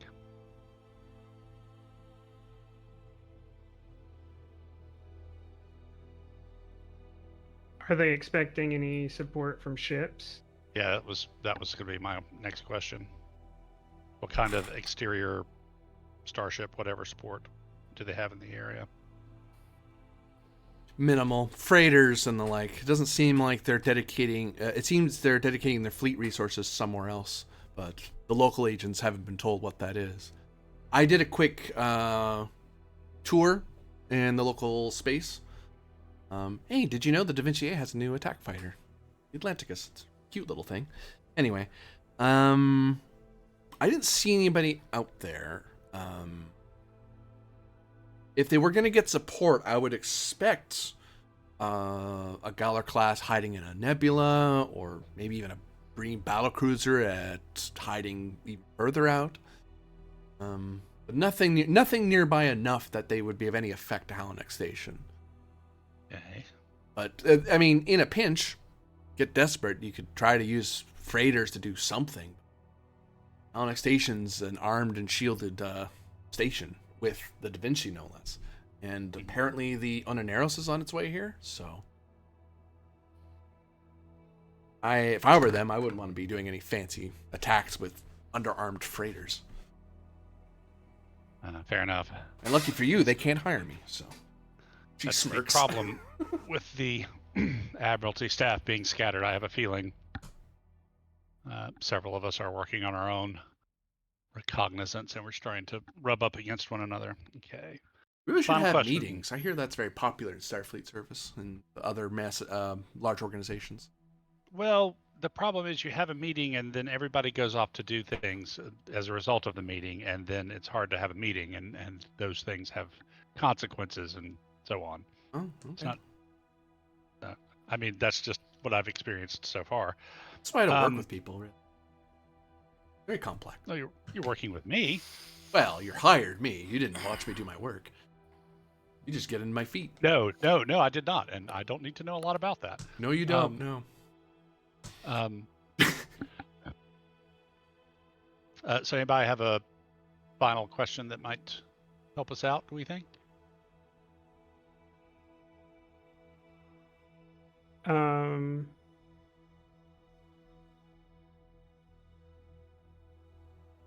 Because of how they failed to advance very far, are they starting to think about scrapping the plan for now, or does it look like they're going to commit with whatever minor resources they've managed to get? That's true, because their plan of operation was, if things start to get discovered or go sideways, to move with what they have. Is that still their plan? It would seem so. With Raxthal, if he was going to make an escape plan, he would be off station by now. He's made no such arrangements, and I checked for any unregistered escape vehicles, shall we say. The only one that has any that would have had any chance leaving here currently is having engine troubles for some weird reason, and when I found out about these engine reasons I have nothing to do with, he didn't seem to move any of his agents to recover it, so I think that those engine troubles have complicated someone else's escape plan. So either he has some escape plan I've somehow not detected, or likely he's going to salvage the operation. Well, that is excellent work. You're worth every penny. Would have been easier if I could take direct action, but it's nice to do it the mostly quiet way. Well, See, here's the thing with you and your direct action. Lately, you and your direct action have wound up with you being directly caught with things. I think maybe you should work on that. Oh, it's fine. I'm always able to work things out with local law or government or corporate entity or whatever. Everyone wants something. Well, that's fair, but, you know, still. I mean, your brother already has a bad reputation. There's no need to. Hey, he's not my brother. You watch yourself. Well, your fellow traveler? I don't know what. That's as close as will make sense to you, I think. That's fair enough. Well, all right. Thank you very much. If you want to hang about just in case I wind up hip deep in sewage, I would appreciate it. But yeah.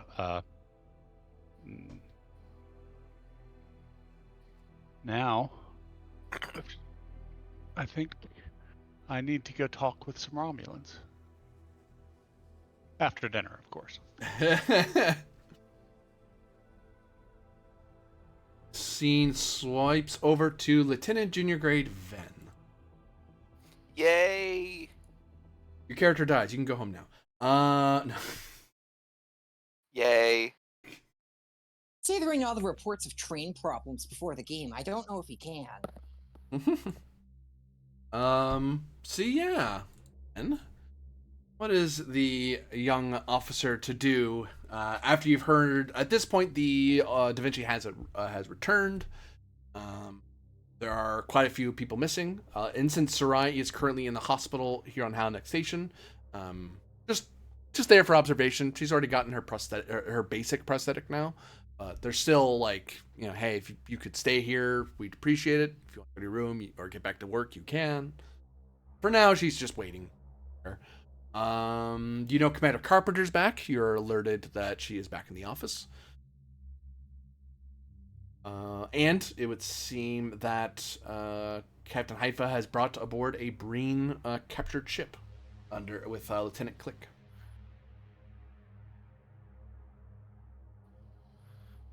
Okay.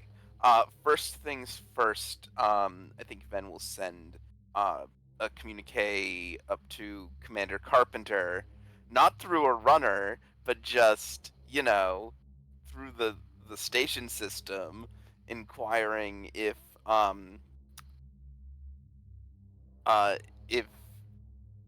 his attention is needed for anything, if she needs him to give her any kind of briefing.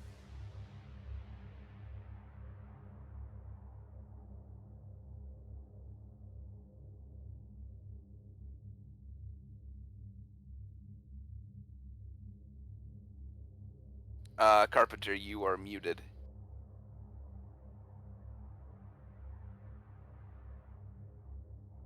Carpenter? Hi, I'm here. I'm sorry, what were you asking for? He sent a message up to you. It's like, do you need me to check in with you? Is there anything that you, sort of just doing a status check-in? Yeah, Carpenter will say to you, I don't know yet. I don't know what our next orders are because the Admiral has not left her staff meeting, which she will give me new orders. However, for right now, I want you to assist in the crew taking apart the ship, the Breen ship, to see if you can help harvest any computer data that's on it. Right, and time is of the essence, I assume. I have not been following closely on the project. I don't know if they're at that stage yet. I do not have those technical skills, but yes, the quicker the better. Understood. All right. Okay. Ben just nods.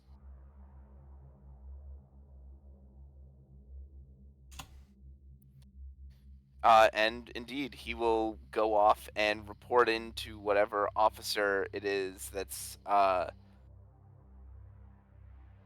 looking over the capture. Oh, that would be Haifa, wouldn't it? As you're on your way there, you are intercepted by a fellow Starfleet officer.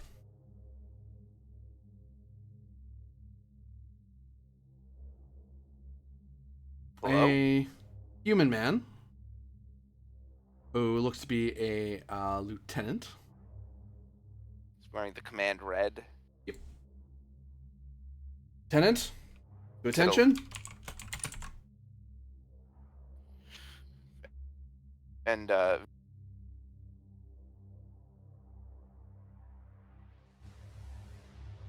What was that?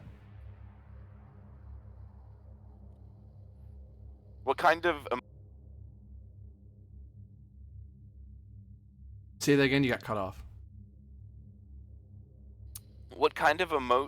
hang on. What kind of emotions am I getting off this guy? Anger. Uh-oh.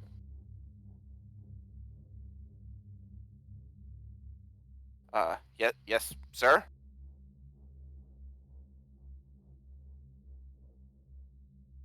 I noticed you didn't sign up to attend Cham's funeral. Is there a reason for this, Lieutenant?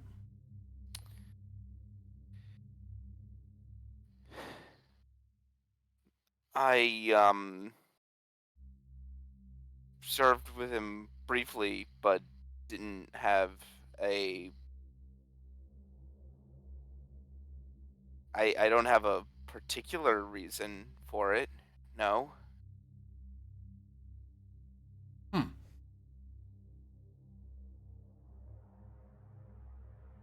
He was a good officer. Is that what happens when you serve on ships, Lieutenant? You see a bunch of numbers on a screen that just come and go around you? Is that it? If there's something that you want to say outright, say it, by all means. I think you're cold-hearted as a Vulcan, Lieutenant. And I wonder whether or not you give a damn about any of us out here. Well, That's my problem with you. And he pokes you in the chest. You can get a sense he's starting to get riled up. You seem to be incensing him a bit. uh-huh. Well, and he walks around this lieutenant and says, I'll, let my very good Vulcan friend know that. The one that, from all accounts, Cham managed to rescue from that wreck. I'll, let her know your thoughts. You're in combat. Awesome. I don't know how you Wonderful. thought that was gonna go. Yeah. Like, Well, my best friends are Vulcan. well, it's not only one of my best friends is Vulcan, but it's like, yeah, and she's the person that Cham died saving, Right. and I'm not going to his funeral. Like, what did you think? GM, is this happening close enough to my office that I can hear this?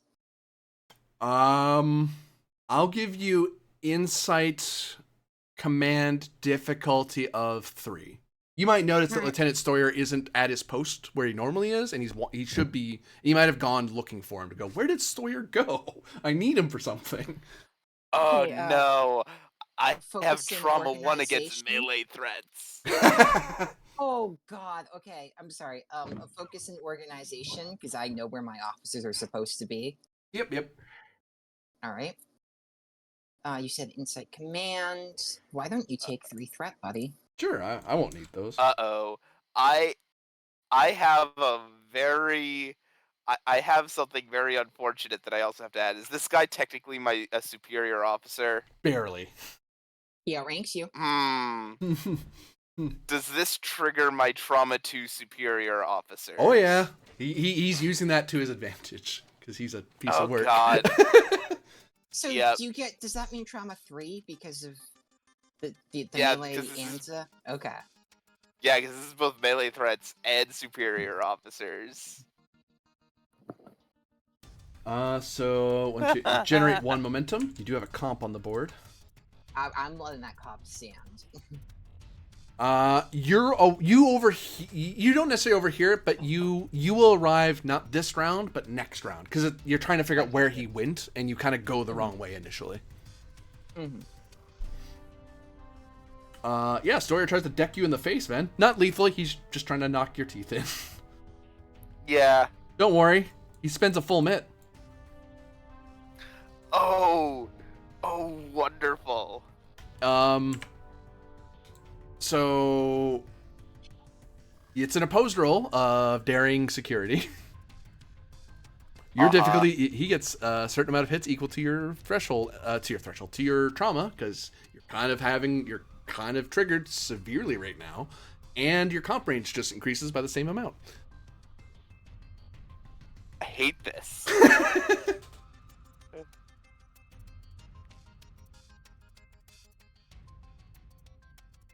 Oh no. I'm not even gonna buy anything for this, because I really, I just am curious as to how badly this is gonna go.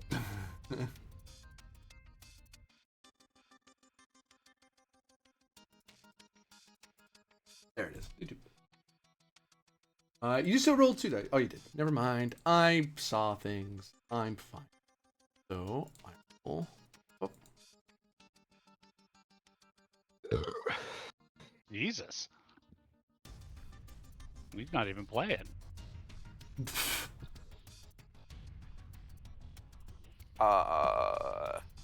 So what's your trauma total? 3? Yeah. I mean, between a trauma 2 and a trauma 1. So I gain 3 threat.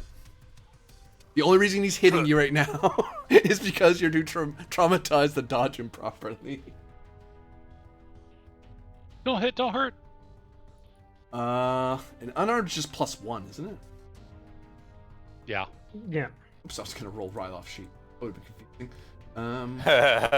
Unless he has Mean left hook. What? implied.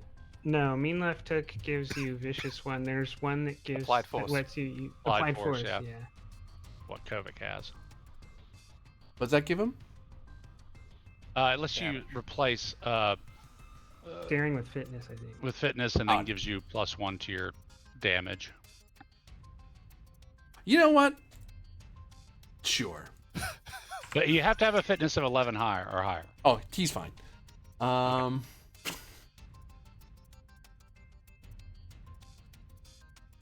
So And it does stack with like mean right hook and martial artist. sure, he can have mean left hook. So now he's We're doing just like, yeah, let's 3. make this guy capable of beating Ben's ass. Oh, you didn't need it. Oh Roll my I extended. 1, 2, 3, 4, 5, 6, Awesome. 7, 8, 9 damage. Oh, Jesus Christ. He just Well, connected with did you. you give him? Did you give him implied force? I did, yeah. Then it's not 9, it's 10. Yeah, because it's 2. If you have a 11 or higher, you've got 2 added to your base. Oh no, no, that is the correct number of dice. Okay. Oh, okay. Yeah, he's just a semi-nameless, pissed off mourner. That Ben kind of Ow. like, yeah, and Yeah, that's enough to knock you out. I doubt that fills your work track. Your wrong game. Your stress track. It doesn't. And I'm going to. This is the place to do so. Hold on. It is. You should run. That would be hilarious. Vin being chased through the corridors by an enraged lieutenant. Yeah. And Starfleet. I am going to spend the cluster on.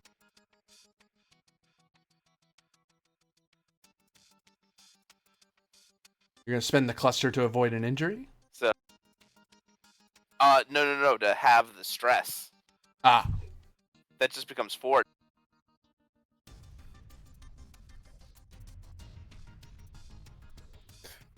Or does it still round up to 5?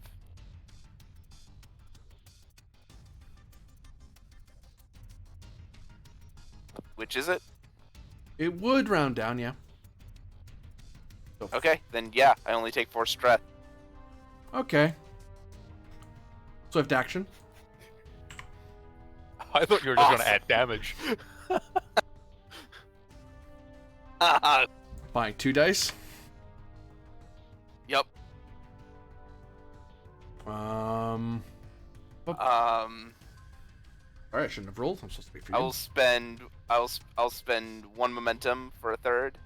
Okay.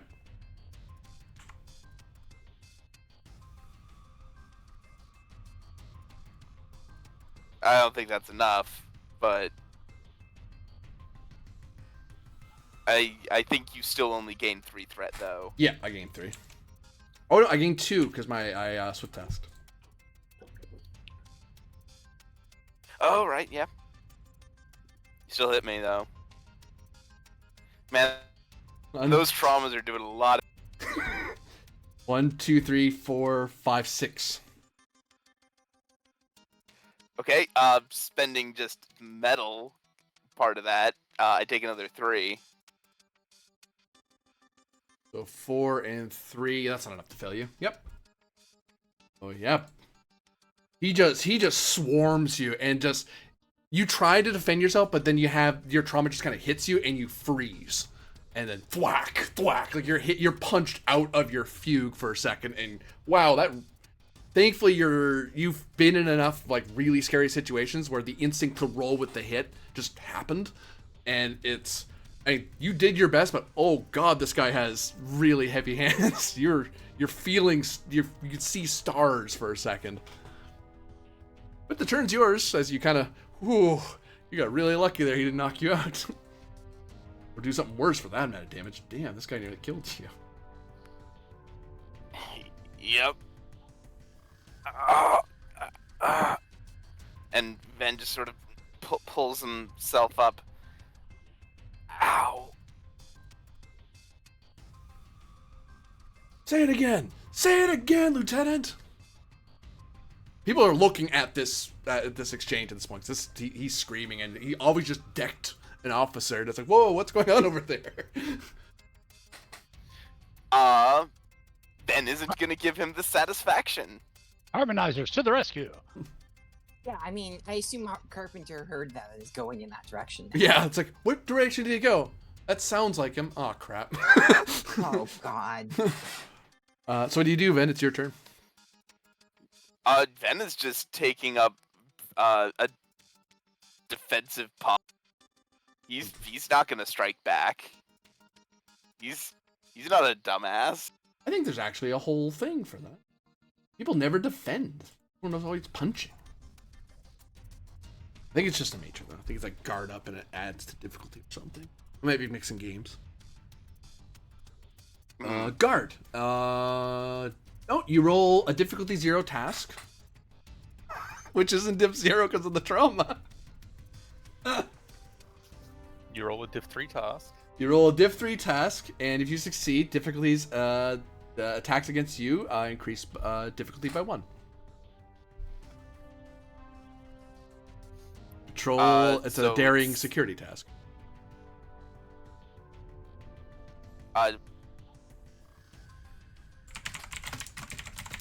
Hello? Say again. Hello? Can you hear us, Ven? Oh. I hit him so hard, I got a connection. It was so hard his internet went down. Here we go. Let's try that again. Okay. So to guard up, normally is diff 0. But because of your traumas, it's climbed to diff 3.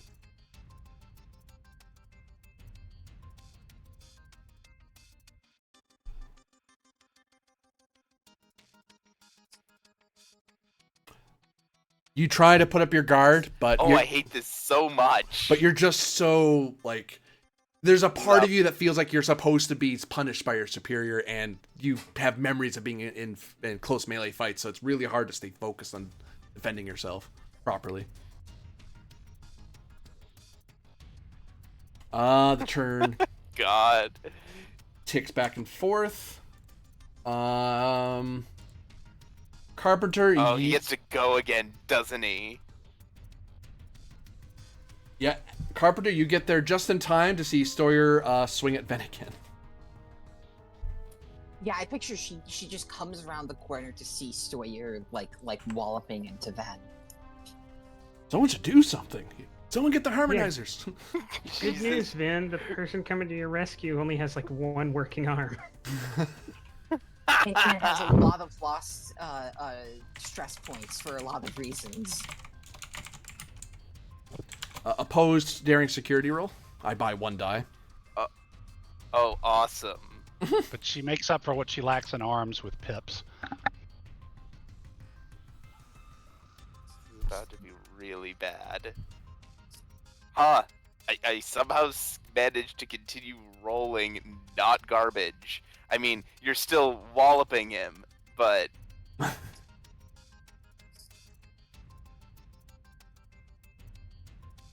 You know what? I'll re-roll that 0 and those 1s. My God. That didn't pay off. 1, 2, 3, 4, 5, 6, 7, 8 stress. That's enough to give me 2 injuries. You have any way to assuage one of those injuries? Yes, I do. I can... hang on. I should be able to.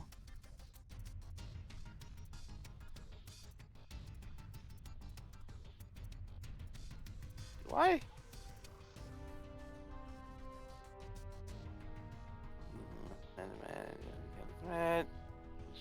Oh wow, I do not have the medal that lets me avoid injuries, apparently.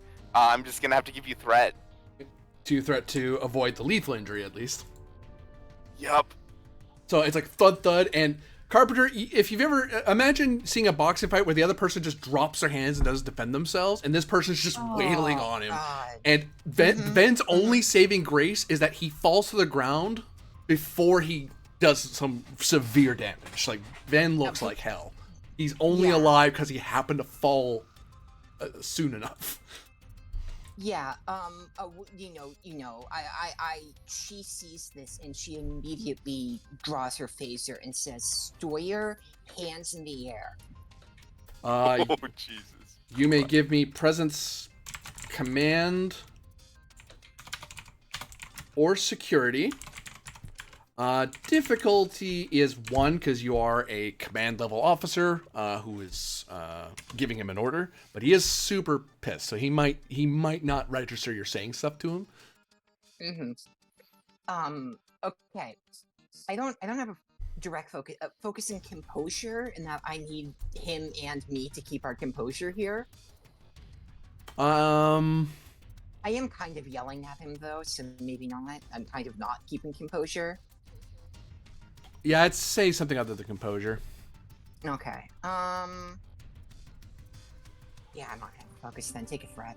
Sure. Shockingly, all of my focuses assume the other officers I'm working with are cooperating. Yeah. I work in an admiralty. I'm an adjutant. Everyone's supposed to want to work with me. Give me 7 challenge dice.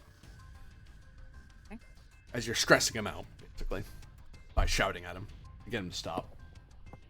Okay, can I roll 1 to re-roll those 4? Certainly. Okay. Oh, I'm sorry. I'll take the Yeah, first give me 4 that essentially. 1, 2, 3, 4, 5, 6. Mhm. That is enough to socially injure him, as it were, and he.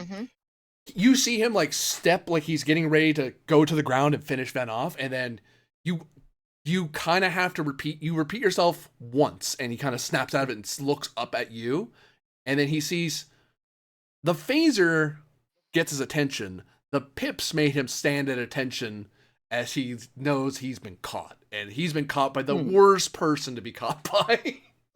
He's like, oh, Yeah. This is an obvious oh no moment.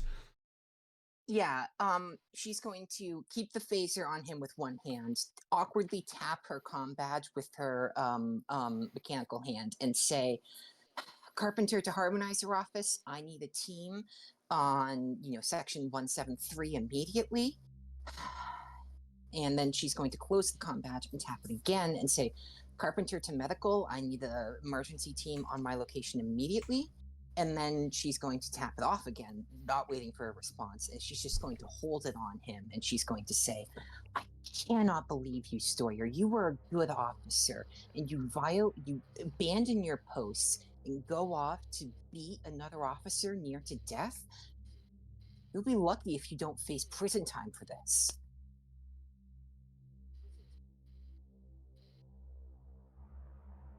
As long as I don't have to serve with him, ma'am. Is that what this is about? Some stupid cockfight rivalry? What's your beef with him, really? This officer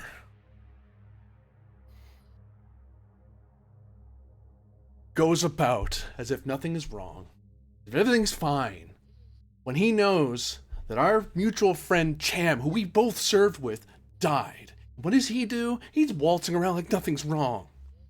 And then he brings up Sarai, who must be feeling, despite being a Vulcan, worse than any of us. But ma'am, frankly, I just don't think he's deserving of the uniform, medals or not. She just keeps the phaser on him, not wanting to encourage him anymore. And she's going to step forward towards Ven, kind of stand over Ven and say, "Back away from the officer, Lieutenant." He follows orders. You see Ven, some medical people start running over, but Ven just starts blinking away. Ven, your face hurts like crazy, but you start coming to. Imagine having a 10 count, except now you're at count 20, and you're awake, but holy crap, your head hurts. He doesn't even say anything. He's just like,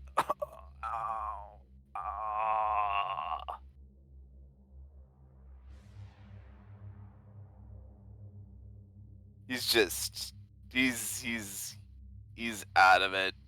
He is. Some harmonizers eventually show up. Between your calls and calls of various people on the ring, a bunch of harmonizers. They don't have their weapons drawn because they weren't told weapons were drawn. They see you. I imagine you at most you have your phaser like sort of in hand, but not pointing at anything.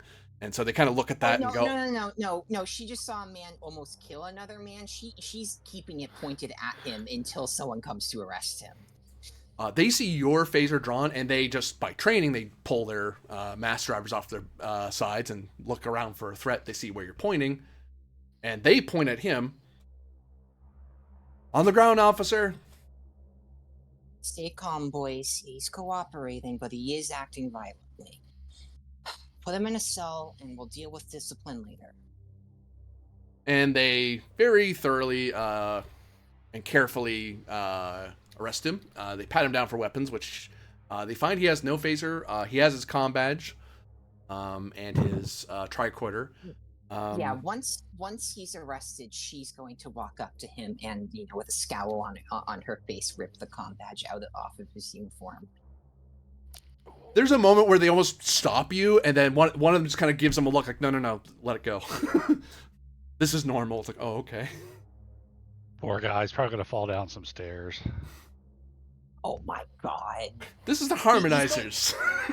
This isn't Earthlings. Furniture in New Zealand.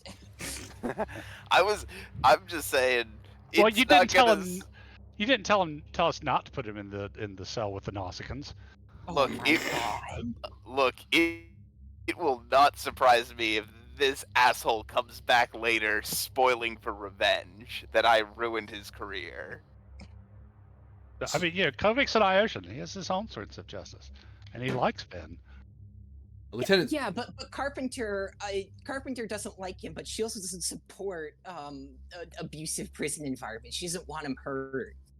And she's going to step over to Ven and say, well, you might not have that pretty baby face anymore, but hey, I'm sure someone will want to be into a guy with a broken nose. The medical person next to you kind of looks up and shakes head and just continues waving the wand over to kind of get the bruises to settle. And Get So the, then the what you do gnome is you remit. offer to shake her hand, but not the good one. Aw. Well, somewhere off in a distant starship, Lieutenant Bailey sneezes.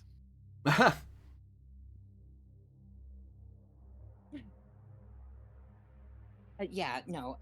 She'll put her facer away and just rub her fingers on the bridge of her nose and say, "What a week." And then she'll look at the nurse and say, inform me when his status updates, and we'll walk back away because now she finally has a problem that she can deal with. Sorry, I'm afraid I'm not going to be much help on that green ship. Oh no, you're fine because when the scene ends, you get all your stress back and you're Oh, fine. It was a non-lethal injury. It's enough to drop you, but yeah, no, you after a quick waves of the wand and applying a minor pain type of spray, You ever wanted they a pull you back on ghost? the feet. Dermal regenerator. Yeah, dermal regenerator, bone regenerator. It's like, oh, broken nose. That happens. Just stop moving, please. Don't wince. It makes it heal weird. Don't win. Don't wince. Well, ow. That sword fight did not end in kissing. God damn it. No, that's for the follow-up episode because now he has an emotional Oh, connection right. now, so they Oh, have to yeah, work yeah. out their mutual feelings for each other. Oh, that's so good. I hate this. So yeah, no, you're able to carry on if you wish, or you can do something else. It's up to you, Ben, because the nurses clear you pretty quickly because it's like, yeah, no, it's a non-lethal injury that looks a lot scarier. That probably would have been lethal in like a couple centuries ago, but you know, you're fine now. Yep. Well, first, Ven will file, whatever paperwork Commander Carpenter sees fit to have him file. Because, even though he didn't fight back, he was still in an altercation with another officer, and I'm sure that has some paperwork attached to it. Yeah, there's an incident report. You gotta record to the best of your ability what everyone said. And Carpenter does give you an icy look when you kind of imply, unless you lie and say you didn't egg him on. She does give you a strange look when you tell him or you tell her that you kind of egged him on, but she doesn't say anything about it. And once your side is written up, she'll have to go down, and she will have to listen to Stoyer's side, and then begin the court-martial proceedings. This is a good. Is Vin still attached to the Da Vinci, or is he properly attached to Halanak? I think he's properly attached to Halanak, if I remember correctly. Because if I'm remembering right, the whole deal is that with the discovery of all the inheritor tech, we figured that my long-term research responsibilities would be better served on the. Very good.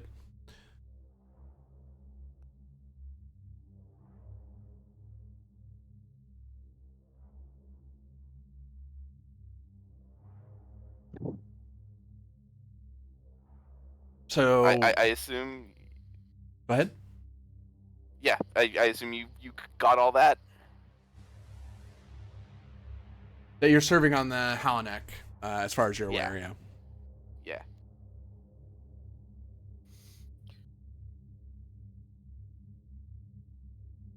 Where are you headed?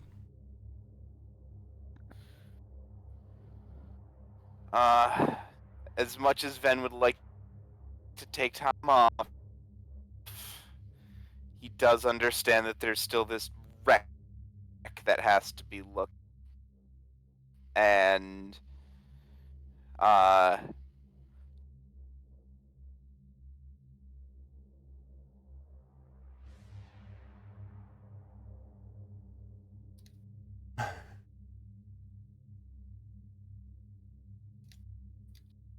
Your last cut off there, Vin, I think. I'm gonna go check in with Haifa. Okay. Alpha, you have a Lieutenant Ven who Probably has that look of touching at his face that happens when you've. The dermal regeneration does heal things, but there's still that weird ghost effect of I was hit, I was hurt, but I'm not any longer, but I can still kind of. I remember the pain sort of look. Not a thing holograms do, unless they're programmed to do that. We can make a hologram feel that. No, but Haifa has to be aware of these things to keep order on a ship. So Haifa will pull out a tricorder and give just not this is not coy or anything. Haifa will just say, Vin, come here, and like pull out a tricorder and scan his face to see if anything's amiss. Fitness medicine, difficulty 1. It's not very hard to figure this out. Fitness. Reason. Sorry. Just every time I think medicine, I default to fitness. It's my brain. Don't mind me. I'm not used to that. We haven't had a doctor in a while. Focus in Starfleet protocol, because I'm doing this because the commanding officer who's Comp increase. Not really what I'm looking for. It's related. Okay. Oh no, I won't do it because I got a medicine of 1.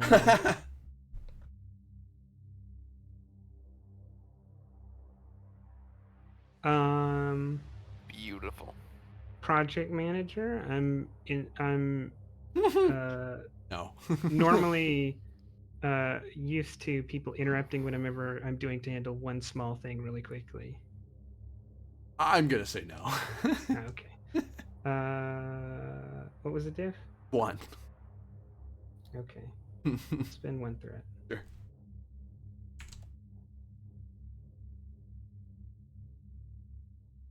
You succeeded. All right. I'm just gonna take 2 threat. Like, I scanned you. Just hit him with the tricorder. Sorry, I just had to make sure it worked. Yeah, no, you can tell that Ven was recently subject to a dermal regenerator and a bone regenerator to his face. Apparently, he was punched with it to within an inch of his life, but he was recently healed. What happened, Vin? Your face shows signs of reconstruction. What? The Vin was hurt? Who hurt Vin? Vin is part of the hive. Lieutenant Click, you can Lieutenant Click, this is a command matter. Please. I'm chief engineer. This concerns me. Lieutenant Click, Vin is in no way in your chain of command. Please. He is here to help with this project, correct? Okay, but I asked the questions, not you. Look, Okay. let's just leave it at the fact that I deserved it, and just not talk about it. Unfortunately, Lieutenant, that's not how these pips work. You don't just get to leave it at that. Is your opponent vulnerable to formic acid? What? Tell me you were not involved in any altercations that I should be aware of. Well, if you want to be aware of it, you're more than welcome to look at the incident report. Oh, it was a mouthy kid to have a fear of senior officers. If there's already an incident report filed, then I'm sure your chain of command is aware. And I have no further need to pry. Yeah, just hand me the hyper spanner there. Thanks.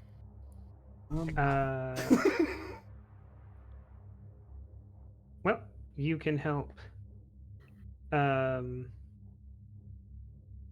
Click. We're about to cut out the data core.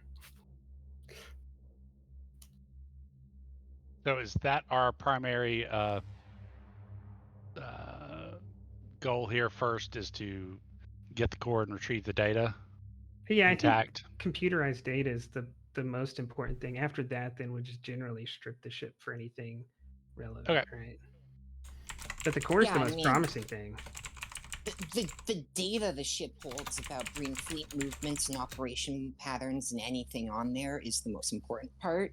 But secondarily, like if we can find structural weaknesses or just, I don't think we know much at all about the Breen. So like even just any of the data we can collect on the ship will help. Actually, while Click is overseeing the extraction, Finn, can you set up a terminal to perform all of the data analysis? Yes, Captain.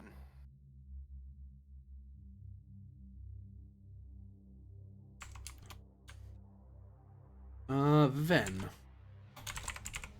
control plus science base difficulty, I can't spell for the love of God, is 2. However, you're in the presence of a senior officer. I believe that's just 1, 2. How bad is your officer problem? 2. Okay, so that's diff 4. Diff 4. I hate this. Comp range 3, I believe. Yep. Oh, this is gross. I hate this. Oh, I hate this so much. They should get this. Yeah, you don't I make it need enough a to go to freaking- counseling. Like, We need a counselor. You have we've 2. had a counselor. We've had a counselor, we just haven't had downtime. My fault. You Yeah, Well, Loki was she's here been there for that. ages. The counselor's Klingon, right? No, she's Cardassian. I'll teach you how to respect your betters. No. God. Why is Vin Poison. screaming about the number of lights? It's therapeutic Just lights. poison him. Why is he screaming about the number of lights? Phototherapy. Aggressive electrophototherapy. I hate it. Take 3 threat. Certainly. Reverse engineering focus. No. I have a question. Uh, Is it possible to notice Vin has this problem? Oh yeah. It's actually a known thing in his medical file.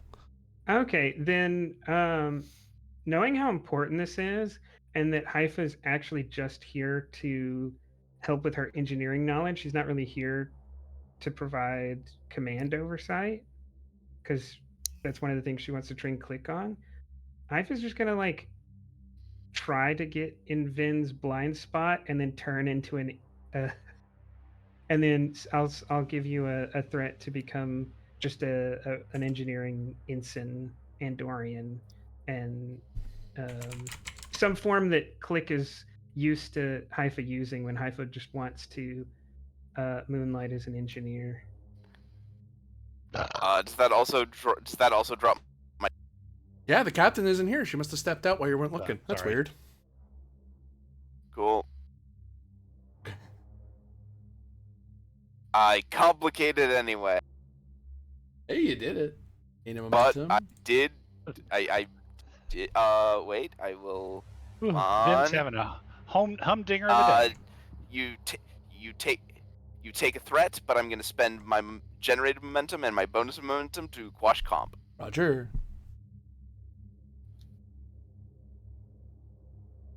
So you get a a program set up to be ready to start unspooling the data once it's removed from the vehicle. To get All it out right. of the Well, go whenever ahead. the captain, whenever the captain comes back, I can let them know that the terminal's set up. Click head turns to the side and his feelers kind of Mhm. wave confusedly, but then he, shrugs his 4 shoulders and gets back to work.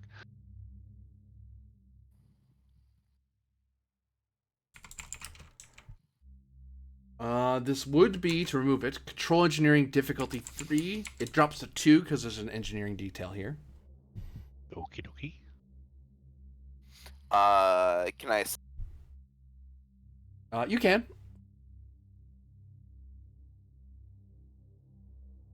Okay. Repair Would this be reverse engineering? Yeah. repair protocols. I wouldn't take that, no. Okay. EPS Um, systems. No. Okay. What's your engineering? 5. Vin? Not you, Vin. Oh.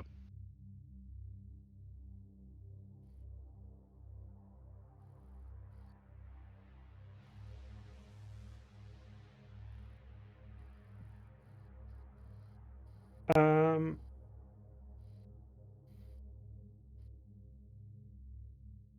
is there a limit on assists here, GM? No. Since Vin is already assisting. It's a pretty big ship. Lots of Okay. room for people to work. Well, I'll assist you, but I'm gonna spend 2 threat. One to give Click. I know he has in engineering 5, but I'll give you the focus in computers. Mm-hmm. And then the other one is, although Vin already has a focus, he doesn't have a high engineering, so I'll give him an engineering of 5. So both of you will have. Actually, Oh, all three of okay. us will have engineering with a 5 Okay. and a focus. So this may work against me in this case. Reckless scavenger trait. Complication increase. Okay. Okay. Diff 2. Let me give you 1 threat to activate bold for a 3rd try. I'm not a radar technician. I forgot about that bit. Oh God. And I'll re-roll the comp. Go. 5. 5 on a 2, essentially. So 3. There's probably an open secret on the Da Vinci, like that random Andorian ensign that only Right. shows up like once a month. Don't do anything weird around her. Right. Undercover boss.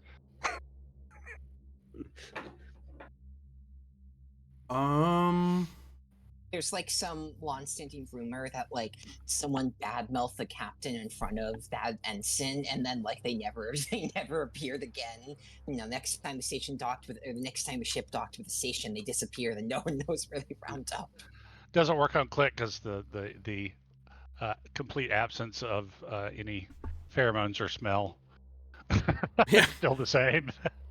Also, like robot multifaceted eyes. I don't know.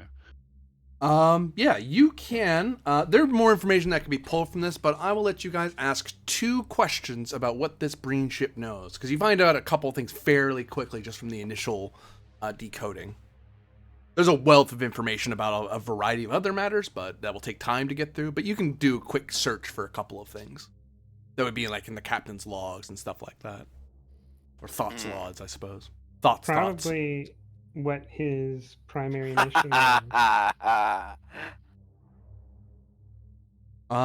Primary mission, you say? I don't know if is Kovic the one here that gets the final say. That's up to you guys. Yeah, I mean that's fine. Go ahead. Yeah. Mission was to observe the Federation colony at Barkus, to watch for ship movements and report on such at every so often, but not to engage.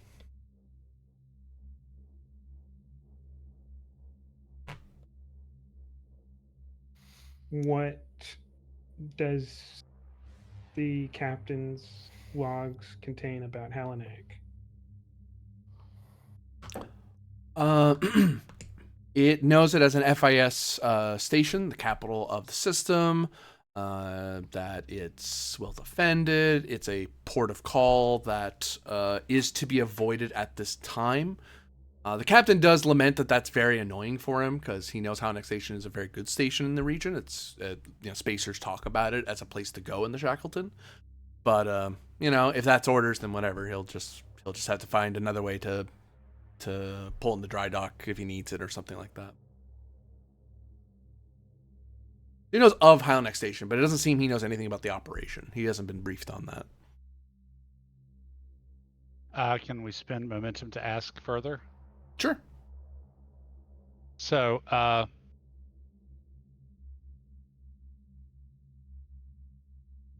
as far as the shipping captain would ever know, where are their orders coming from?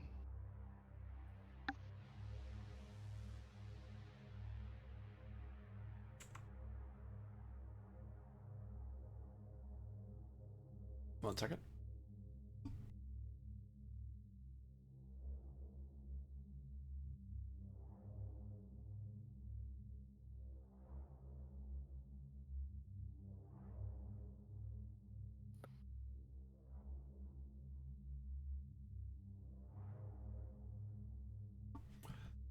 This is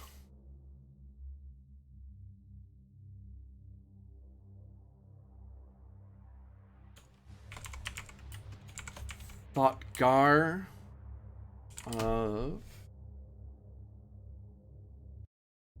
Shipping Gods.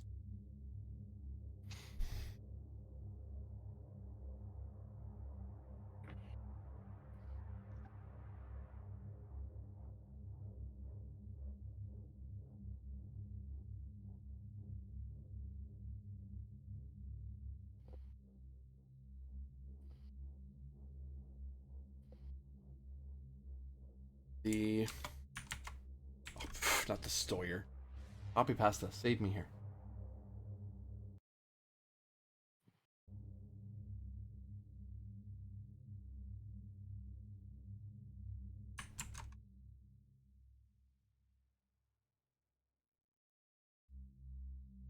I mean, that would have been a reveal, though, if Sawyer was a Breen asset, but he also liked Cham so much he was willing to violate his position in order to save his honor.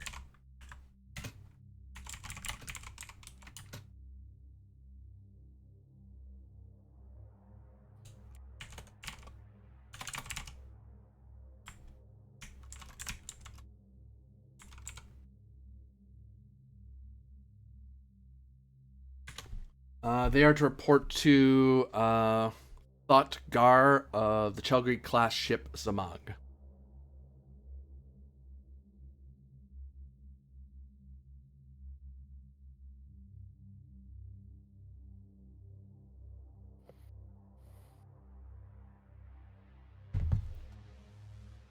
They seem to be noted as the person that they're supposed to report into as the commander of the privateer group.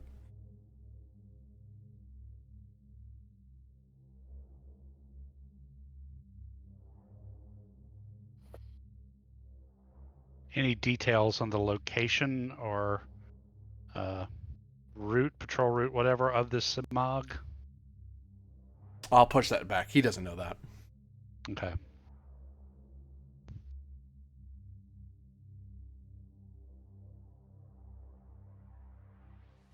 Like, he would know how to call him over the right frequencies, but he's not privy to the ship's move. Right.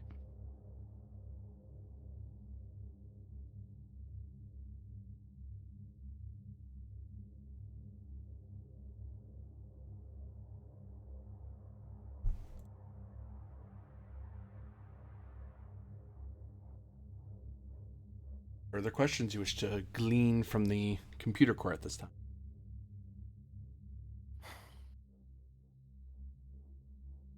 Does it have anything about a list of contacts on Halanak or anything else about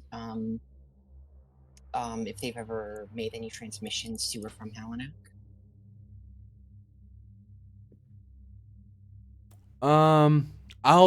I won't take a point for that. I'll just re-clarify. They were told specifically to avoid Halanak Station. They weren't allowed to go there. Sorry. I apologize. Yep, it's okay. Okay. So Didn't cost I you was anything.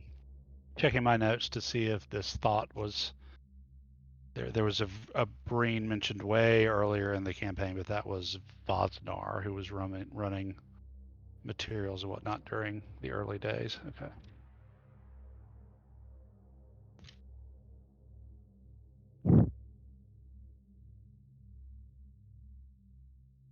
The note taker's eternal hope that something from like episode 3 will come back and he'll be able to go, aha!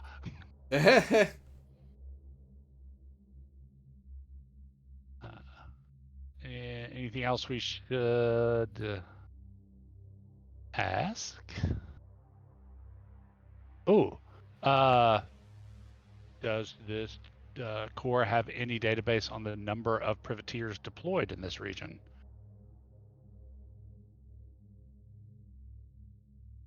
Yeah, he. Let me get you.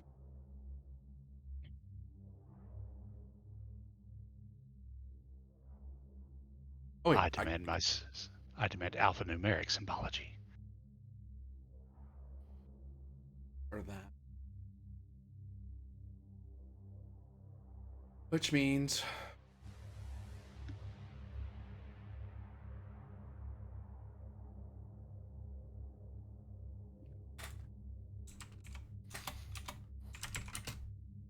there is 9 of the best Gants, the privateers, and there's 1 Chelgreet in this particular privateer group.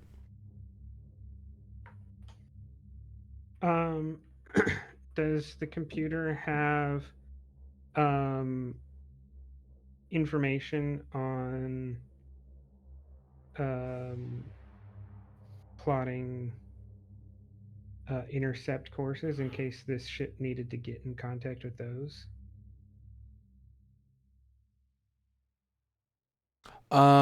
They were instructed to communicate over specific channels, and that's how they were to call each other, but they weren't privy to each other's movements. It's sort of a security measure to make sure that if one of them got caught, then it would minimize how much information would spread. Do we have access to what that channel was? For momentum, yeah. I think we should spend it. Yeah, you're aware of the channels. And I'll tell you for free that until they are aware that that's been compromised, they don't change those terribly often. They have to be aware that someone has clued into their frequencies. So how many ships were there in total? 9 of the privateers and 1 of the battleship. What approximate scales are we talking here? 3s and a 5? That would be 3s and a 4.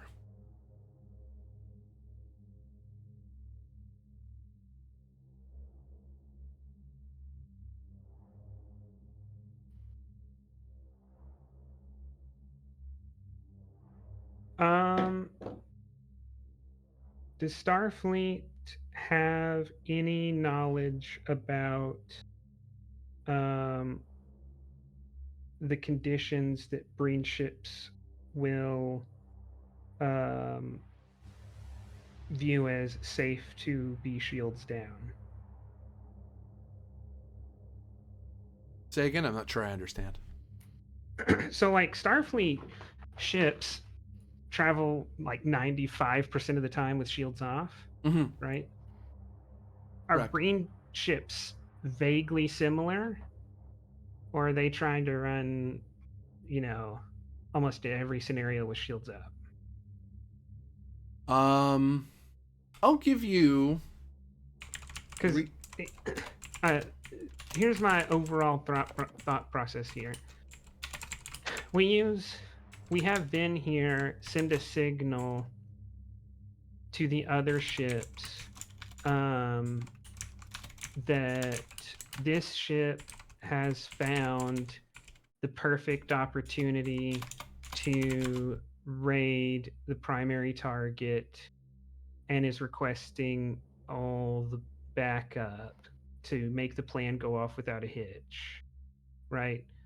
And then while these ships are gathering, because we're going to tell them where the gathering place is, right? we try to hide the Ononeros, in reasonable distance in a nebula or something. And then we have the Da Vinci pop in right on top of them and start letting torpedoes fly while their shields are down because they weren't expecting a Starfleet vessel to pop in the middle of their formation and shoot torpedoes. Reason or insight plus con or command. Difficulty 2, assisted by computers plus con or command. To know what you do know about Breen tactics and protocol. Breen Confederacy protocol, specifically among privateer groups. Because thankfully, privateer groups are the thing that Federation knows the most about because they run into them often. Cultural studies? Yep.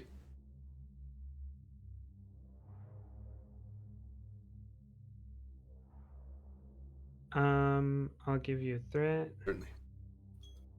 Oh, I clicked. No.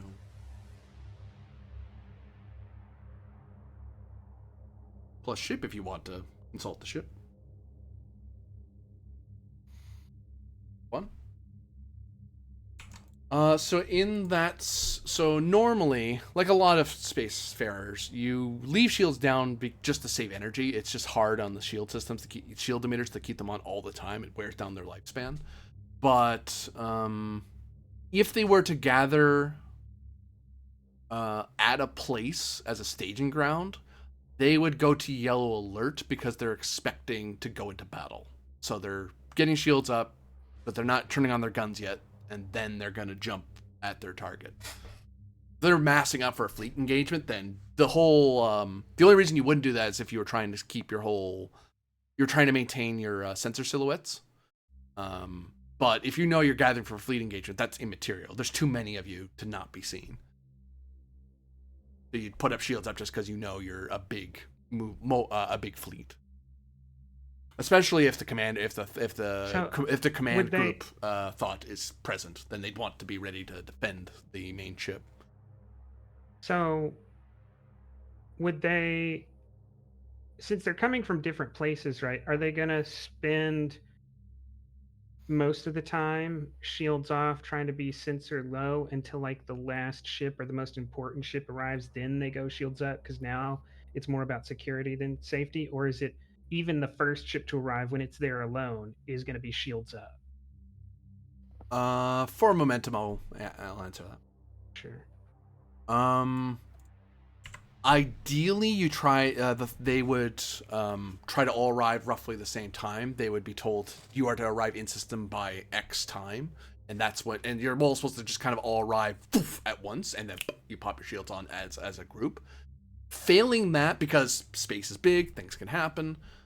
If a privateer shows up on his own, he will likely stay hidden until he sees at least 2 other ships show up. Then he'll pop on his shields because now they're a squadron. So now there's no reason to keep up the stealth mode anymore because that many ships, even in some sensor silhouette, are noticeable. If the big ship goes there on his own, he's gonna throw up shields up because he doesn't care.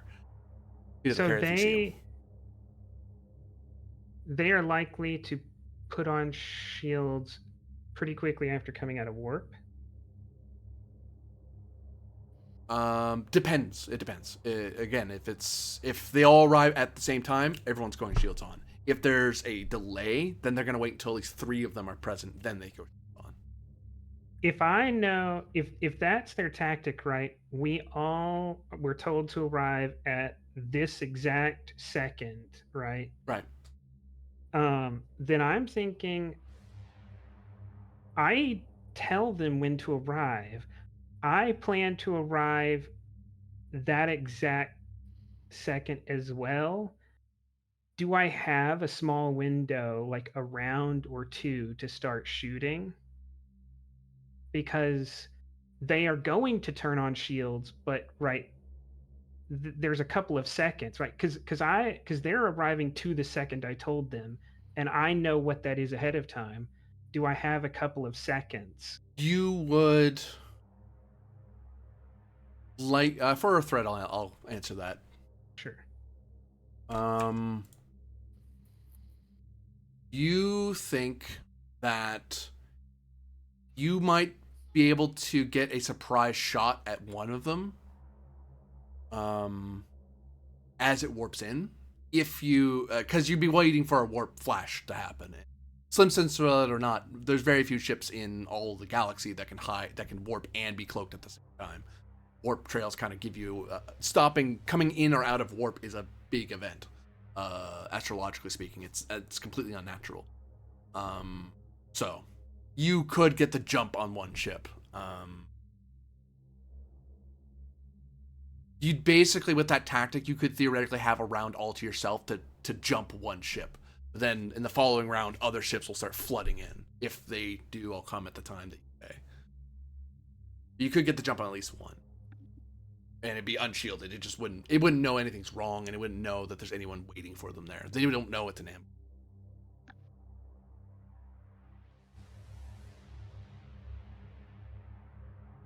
Right, Haifa is going to. Oh yeah, I'll give you a threat, and the engineering ensign will morph into Captain Haifa, probably giving Vin another trauma. They're everywhere.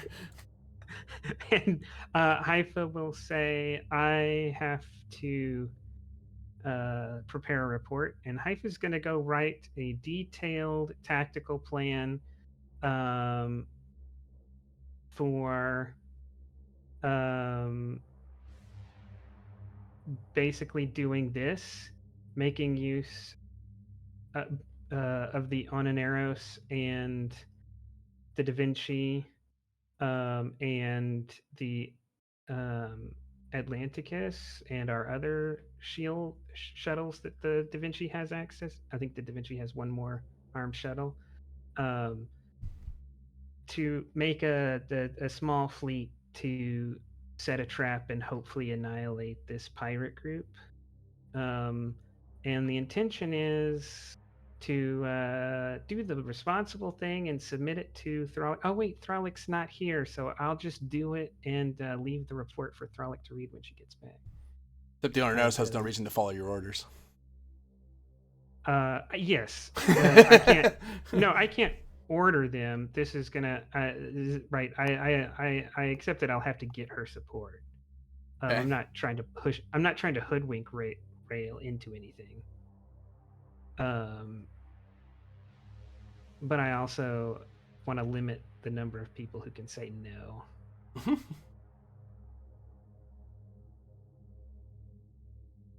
All right.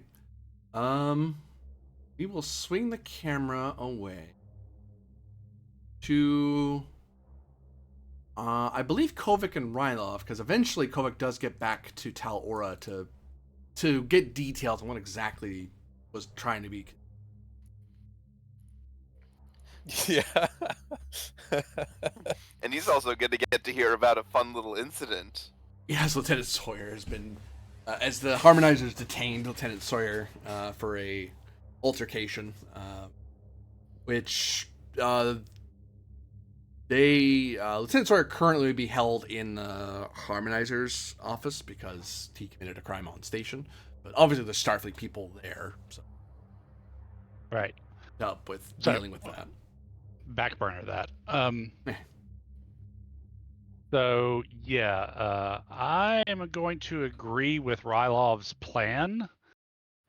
So what I need to do, I guess I will explain to my new deputies and their friend that what appears to have happened is independent operations rubbing up against each other.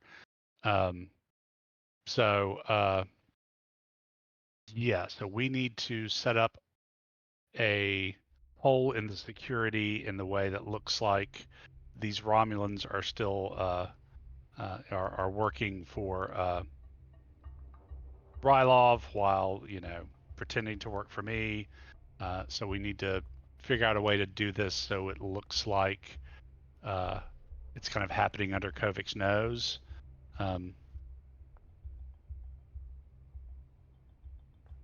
But also need to get in position to make the bust when whoever comes.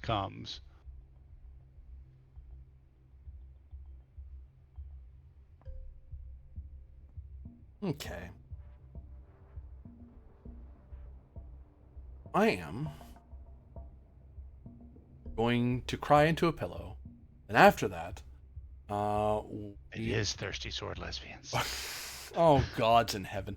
So we are. This episode brought to you by Power of the Apocalypse. No, I mean, if they want to sponsor me, go ahead. But need a second. Mission accomplished. I can go now.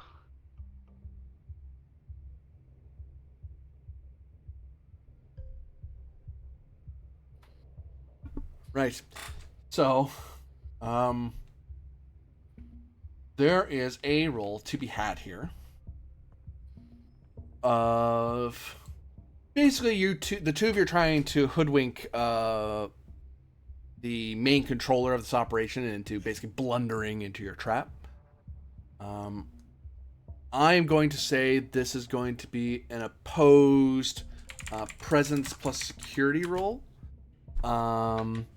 And we're going to treat this sort of like combat, sort of intrigue combat to steal from another game of Dune, shall we say, but in a more Star Trek-y fashion. You will need to get at least 5. Oh, it's actually the same difference, really, because it's 2d20 Modifius. When you succeed on the opposed task, you will do your security score. The main roll will do its security score plus 2 in damage. If you do 5 or more in one go, I might be able to avoid the injury. Evade your attempt. If you fail my work track, I'm basically done. There's nothing the Gull can do at that point. However, if he succeeds, he does it to you. Now, if you get 5 or more, you just start running dry on ideas. You're not sure how to trick him in a way that doesn't screw up your plans.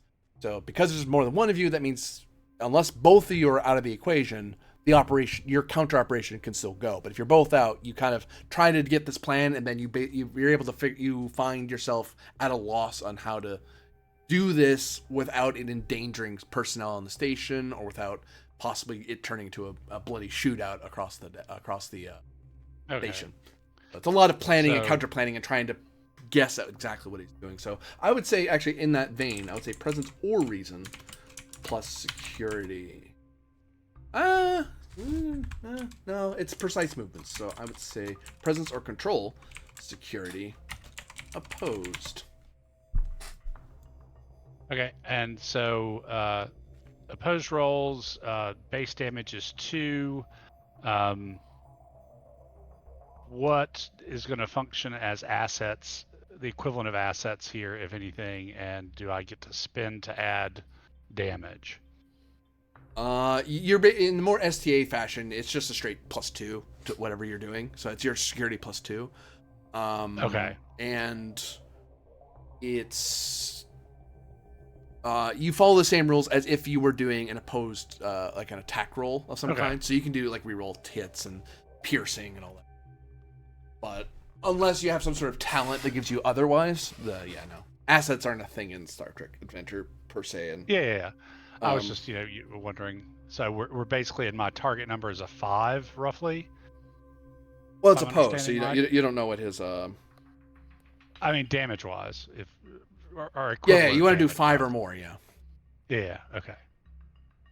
So, I am going to use my intelligence officer superpower to create an advantage. Being that the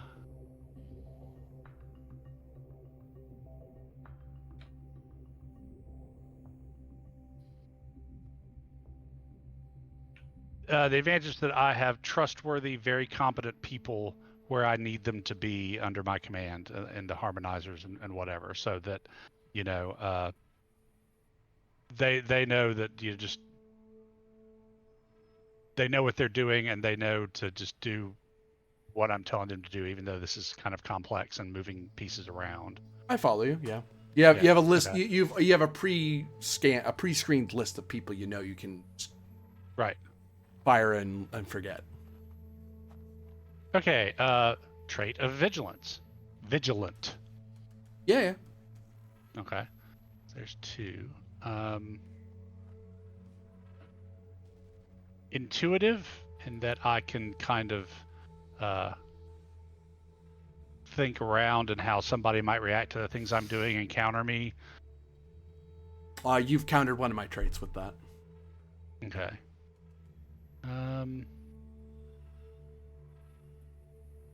Don't think a hard-boiled detective would necessarily apply. This is not quite that circumstance. Unless you think differently. No. Yeah. Okay, so it looks like I've got 2 free hits with Vigilant and the advantage. So I'm going to spend my determination on the value. Sometimes you have to shake the tree to see what falls down. Yeah. Okay. I'm assuming Ratliff is assisting with this. Yes. One of you is the lead, one of you is assisting, so. Fair enough. Okay. So, and then it's post anyway, so I'm going to give you 5 for 4 for a full mit on top of that, all that. So I'll spend.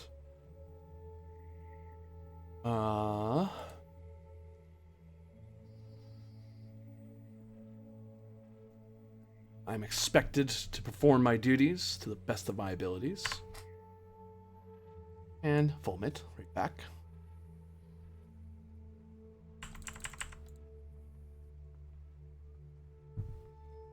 So determination spent back at you. Right. Okay, so I think that is all I can leverage. Let me double check.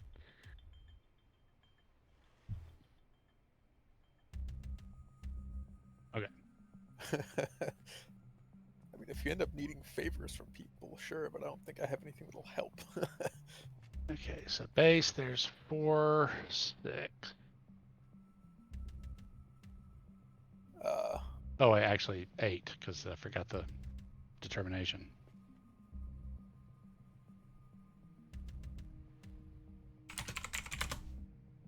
I've got the thought that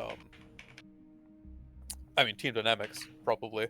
Yeah, totally. Strategy and tactics. Not rolling 5, not rolling comp 5. Yeah. I don't need to worry about any of the other stuff because I'm not the main roller, so focuses, not focuses, traits and whatnot don't apply. And I didn't help apparently. But you do succeed to get 2 hits over on him. Nice. 7 challenge dice, please.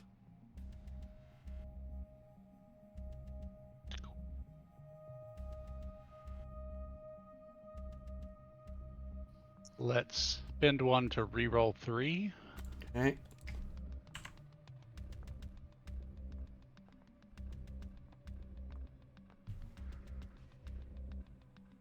Five, 6, 9.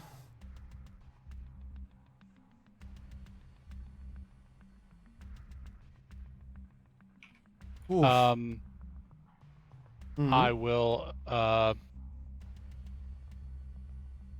spend the League of Harmony to gain 2 bonus momentum and roll that into damage. I forget what the original medal was, but it's the 2 bonus momentum or ignore a comp. Adjacent to Legion of Honor, yeah. So, describe to me how this goes down, because Voxthal is completely hoodwinked here. So, we arrange. Let's say it's in the power generation system because that would be a primary target area that we've had cameras installed on. Those sneaky Romulans have tricked the harmonizer into believing that they're working for him. They built up trust over months, but it turns out that in the end, Rylov was actually running the long con. So particularly with the Romulans on the inside, knowing when the guard shifts and everything were, they were able to create to disable their own cameras, which they installed at the harmonizer's request. More fool him, and exactly know when and where the guard shifts and everything was going to change. And so the ex-Gull and whoever his people coming to do this were led right to where they need it to be. We could even have. Do you want like the Romulans to lead them there or meet them there or something, Rylov? Ideally, not having criminal charges against us. So, or is Right. that being avoided because we're technically investigating? Um, Like they can lead them there if that's actually more helpful, or if that gains more trust and gets more Right, people right. of theirs involved and ensnared entirely. Yeah, we'll say that what has actually happened is that Talora and Devaro have arranged to be the ones on guard at a particular shift, and so they kind of let the conspirators pass, and it's kind of lots of equipment and power stuff here. It's FIS stuff, so it's a little bit more industrial and bulky. So there's some definite like resource recesses and shadows and stuff. And the Gull and his whoever he's brought with him get there. They look around. There's they appear everything appears to be in order, and they set to work. And then after they have thoroughly incriminated themselves by bringing out the explosives or whatever, but before they've ever actually managed to do something, there is a sound of like metal on stone, and from a dark recess, a small flame pops up, and a dope stick is set alight, and as Kovic steps out from his little hidey hole, with slowly raising his hat-covered head with a grin, various harmonizers step out from all their concealed positions around and above, and then Talora and Devaro close the circle by coming in from behind with mass drivers drawn. God, Kovic's in an entirely different fucking show. Yeah, it's great. Well, we're trying to compete against Law and Order SVU, so we have to do these moments to kind of get back the ratings. Right. People have a hard time following the whole West Wing style of our politics over here. We have to do the action things every so often. Season 1, Season 2, DS9, anybody? Anyway. There's nowhere near enough walk and talks for us to be. And our patter's not as snappy as Sorkin dialogue. It's because no one talks like Aaron Sorkin dialogue. It's impossible. Yeah, I try to, but no one plays along. Everyone's punching each other and shooting and saying stuff. I didn't punch shit today. GM, the only punching that's happened in this episode came from a player under your control. Right. He was I can fix gone. that. He didn't start it. I mean, he did. Although, Vin, you messed up his hand with your face pretty well. What do you mean? Yeah, no. So it's a fait accompli. Vraxthal makes no efforts to. Well, he makes some efforts to try to complete the plan anyway. But whatever skirmish I would play out here, it's overwhelmingly against him. There's just too many people. Because there'd be you guys plus all the harmonizers plus whatever Starfleet assistance will be happening at the same time. And he's on familiar territory that you have. There is no way I see that fight going his direction.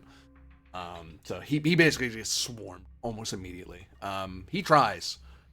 Some people may get a few disruptor burns on arms and legs and stuff, or mass drivers through the chest. But the wonders of far future technology, much as Fraxall tries to fight on, he can't control whether he's captured or not. That's entirely at you. He's completely at your mercy. And there's probably like the moment of not realizing that the Romulans are not actually on his side, and then Yeah, don't worry, we have a nice warm cell waiting for you. Yeah, So take him into conceding? custody. Oh. Yeah, it's just opposite a very angry, very ideologically lost Starfleet officer ripe for recruitment.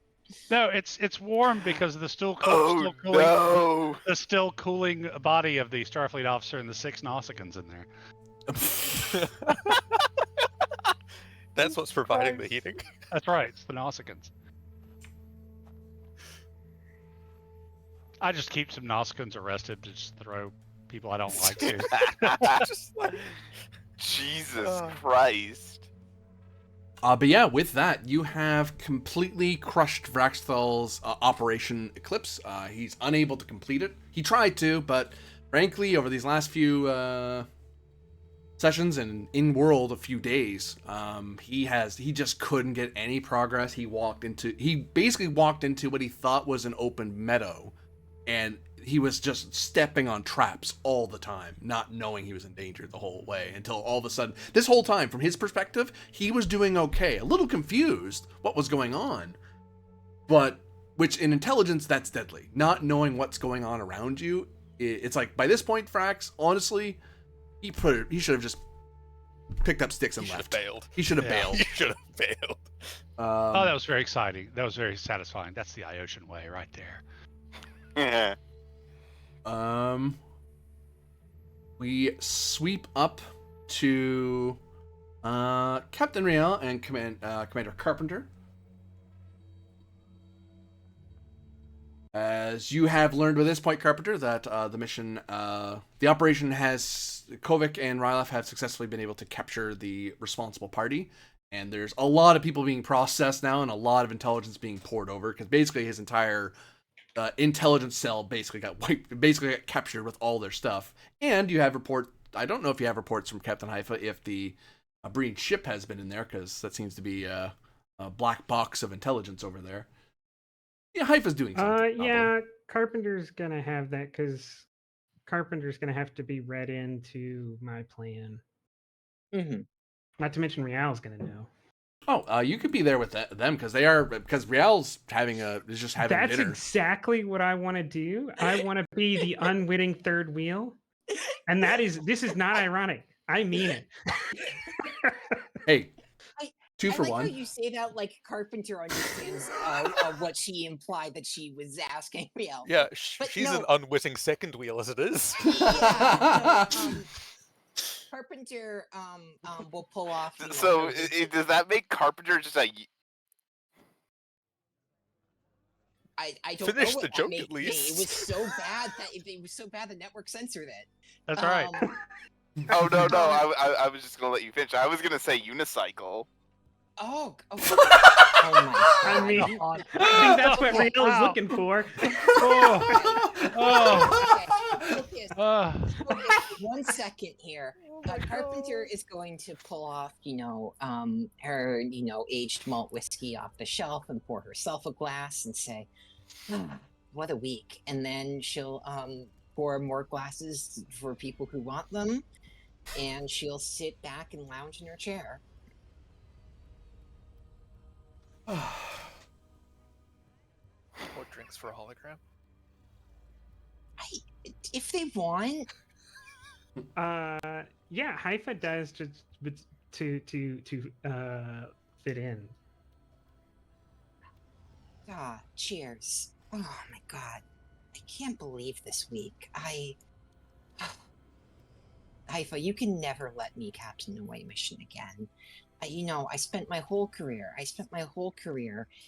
accepting the fact that I was better fitted to be behind the action, behind the lines, not in the front action, and, managing things from a distance. And I thought I was happy with that. And then the second I get an inkling of, well, wouldn't it be fun? Wouldn't it be exciting to be upfront and personal in the action and adventure?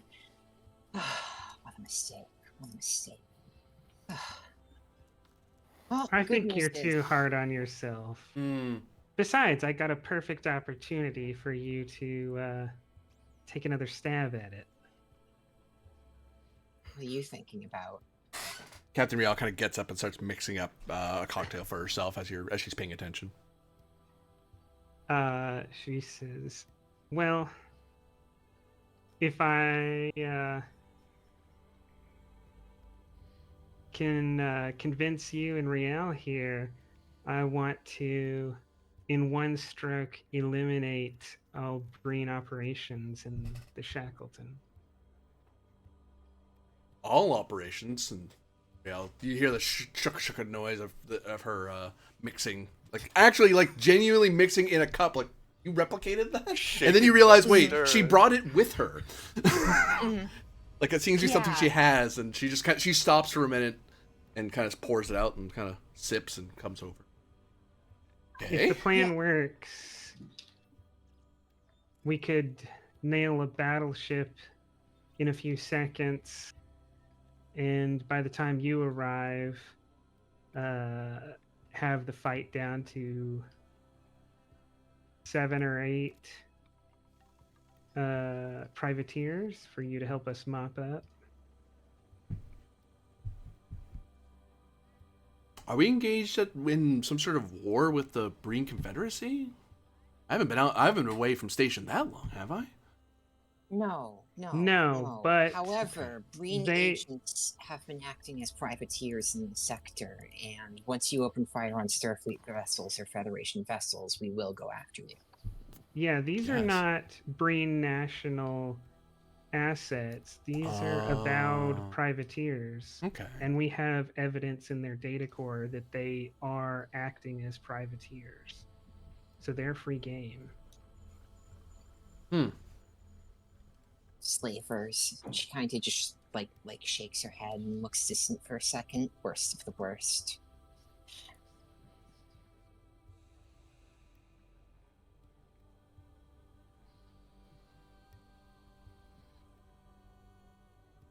What's our assets? What are we looking at? You better have a great plan, because after what just happened, the Admiral is not agreeing on us going gallivanting around again unless you have an ironclad proposal to make. Wait a minute. Maybe that's what the admirals are looking for. They may be planning for exactly something like this. Carpenter just shrugs. They don't tell me anything. I can't do my job if they don't tell me things, and still, they don't tell me anything. Well, the grapevine says that the Commodore for Operation Enduring Friendship and Captain... The Captain now? Not sure you got that approved yet. The captain of the Stavanger A is... they're all meeting with some sort of big to-do out of Narendra, but I kept trying to dig into it, but I'm getting the feeling that I'm going to get pulled into the fleet.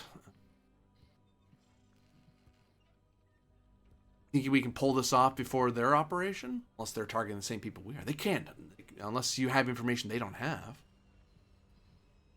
We do. We got it from the core of the ship.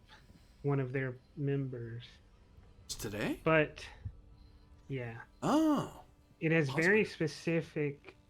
The plan requires very specific set of circumstances that approval by committee is not gonna work with. Are you If I saying only this is had to the- convince Admiral Thralic, then I'd be inclined. But to convince Admiral Thralic and other captains and admirals, by the time a decision is made, it'll be too late. Are you saying we should do another ask for forgiveness rather than permission op?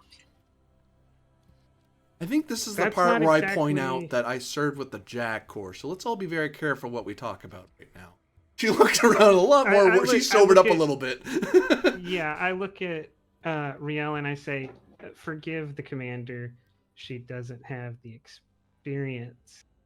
Commander, we don't need to do that. I, while attached to Halanak Station, do have the prerogative to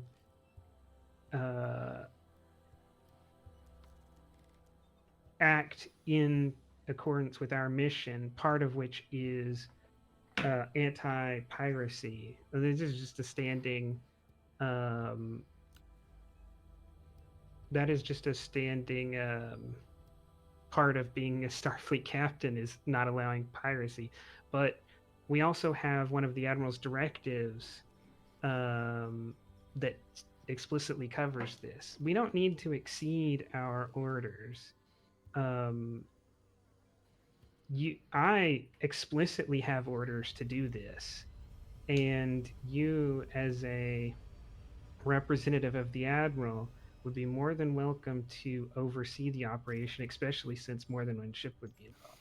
And Captain Riel, while not having any specific orders to do this, Captain Riel, it's anti-piracy work. This is why we do the job, right? Half the time we do it to see something no one has ever seen before. The other half of the time it's to keep people on unarmed colonies and on unarmed merchant vessels safe. There's no exceeding of orders here. Everything I'm talking about is not only what we are authorized and ordered to do, but why we are here. Carpenter just kind of raises her drink and says amen to that.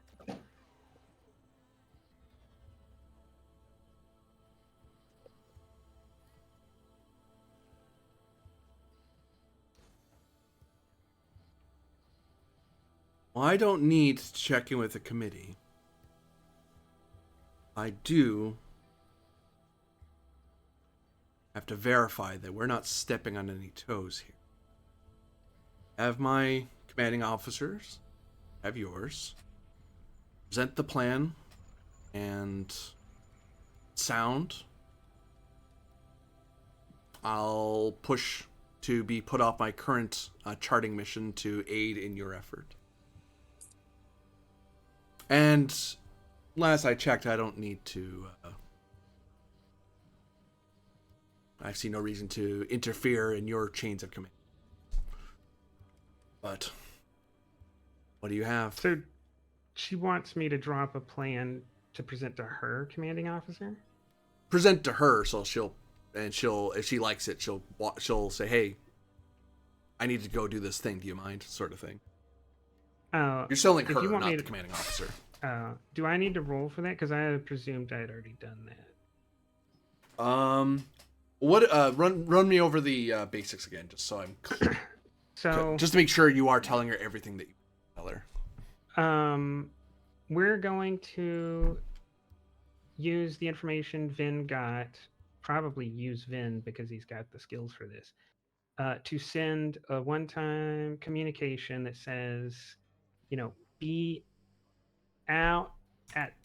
outside this, uninhabited. I'm going to pick an uninhabited star system. We'll say be outside of this gas giant, or be in open space near this gas giant on X and Y date. There's an unarmed colonist convoy headed to the primary target without Starfleet oversight. It's ripe to, handle our standard mission. And then knowing the exact time they're going to show up, because that's their plan, right? Their plan is we don't want to be observed, so we're going to show up at the exact time the mission was ordered, shields up, right? But I know the exact time to jump in, so I'm going to jump in at that exact moment, hoping to catch the battleship, if not settling and shooting the first thing that appears, while the Onaneros is probably in the upper layers of that gas giant, so they are heavily obscured and hopefully unseen. And then they will come in, right? So that I only have to fight 1 or 2 rounds. Not even that, probably. I probably have to fight for 1 round for the Onaneros to warp in and be the second ship. And with the Onaneros and the Da Vinci and our shuttles, if it turns into a fleet combat, I think we'll be fine. If it's not a fleet combat, then that's actually what I would prefer, because I think we'd be much better off. Either way, that's the general plan. So... because there's 1 scale 5 and 9 scale 3s. And 1 I'm scale pretty 4 sure... and 8 scale 3s. Okay, that's you much took care better of than what one. I was planning on. Yeah. So I think if we can take out the battleship, especially if we can take out the battleship first, we're in great territory. Vinci's a scale 4? Da Vinci scale 5. Pretty sure the Onaneros is too, but I may be wrong. Achilles class are pretty big. The Onaneros is scale 6. Okay. So if you fired off... I'm just working out the fleet numbers. So we have 3 scale 1s, and that's what we can support at one time. Actually, we can support more than that, I think. We can support one more than that, but the prototype is like a weird case. Technically, the Da Vinci shouldn't be able to have a scale 2, but you've kind of allowed it. Yeah. So I've counted the prototype as taking up 2 scale still. Right. So that means I think we can handle 3. And the prototype's not armed, so it's kind of just dead weight here. Right. So Oh, in fact, what I'd probably do is I'd probably leave the prototype here and take 2 more fighters off of the station. Just to get 2 more scale in.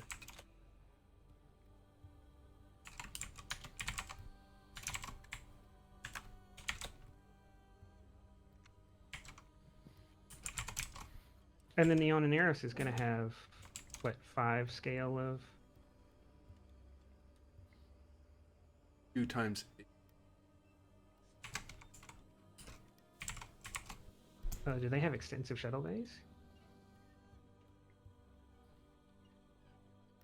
Yeah, but they can throw off, each of the scale 3s can throw out 2 shuttles.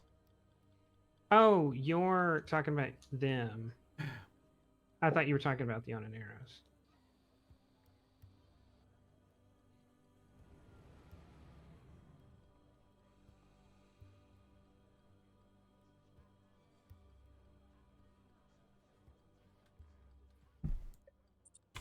Yeah, if we do fleet combat and they start putting off shuttles, then it's not gonna be in our favor.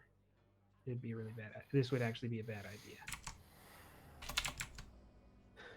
Turns into approximately scale 26 versus a scale 21 fleet, give or take. Well, -1 because you're gonna blow up one of them, hopefully. So Which would bring it to 22 versus 21. you actually see Riel like work out the math, and as she's looking at like Breen tablets and stuff like that, she's still sipping out her cocktail and like quickly scrolling across on her pad. And So I mean, would it kind of work out if the plan is to blow one of them up and then for the Da Vinci to high warp to the Onaneros, so that while they're figuring out what's going on and forming up, we're figuring out what's going on and forming up, so we get one shot and then we kind of separate to form, each of us forms fleets? Yeah, that's that. Okay. That's what seems to be the least dangerous option. I will say, not only is this not particularly Commander Carpenter's area of expertise, not exactly. Also, she didn't. She invited Riel here just because she wants someone to talk to and vent at, and then you showed up and you're like, well, actually, I want to talk shop, and so Carpenter is more inebriated than either of you, and not exactly offering helpful advice with coming up with. Haifa's going to keep trying to include Carpenter because Carpenter actually has probably the better mind for command out of Haifa and Riel, being that I bet you're the only one in this room with the command of 5, right? Yep.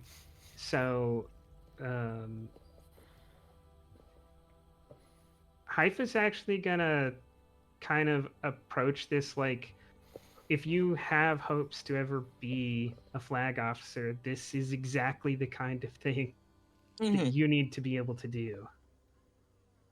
Do you say that to her? If it's clear that she's not participating, yes. Okay.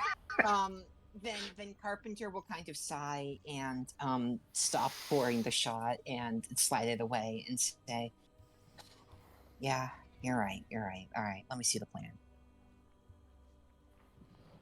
Carpenter, I think I have an Hmm? idea. You think you get the FIDF to help us with this? I haven't been here particularly long. I don't have great contacts within the FIDF. However, I can try.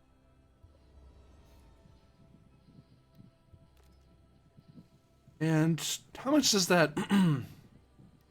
how much does the Romulan state like us? You think they'd pull in their resources? Carpenter's I- eyes go wide, and she just says, I "Do look- you not know?" I look over because I think at this time Haifa's had enough time to learn what's happened. Yeah. Haifa Might as will well start ended say, it this time. Yeah. no, that's something I've been meaning to look into. Apparently, the Admiral has torpedoed our relationship with the state and my former first officer and her former first officer. Didn't Yeah, you read the report from this harmonizer Kovic? Apparently they arrested a bunch of people just yesterday. Carpenter gets like a scowl on her face, and she says, "Sometimes the Admiral makes strange decisions, and when you try to press her on it, she doesn't explain it. She didn't consult me with it. She didn't consult anyone else that I know of for it. She just did it, offered no elaboration, and hasn't been seen yet. So," and she kind of shrugs her shoulders and says, "What's going on there? I don't know." So But- I think the short answer is no, the state's not going to be a factor. Well, even with their basic mass drivers and torpedoes and fleet combat numbers matter. They can add in even a portion of their fleet. Then we can make this a very uneven fight. Because the biggest From my word... understanding, Hmm. but No, go ahead. well, I was just going to say, from my understanding, their Minister of Defense is quite interested in expanding and improving their defensive Oh wait, capabilities. Yeah. your former character is the Minister of Defense, right? Yeah. Mm-hmm. Mm-hmm. Oh, then Haifa will say, I know this is normally in your wheelhouse, Carpenter, but let me handle this one.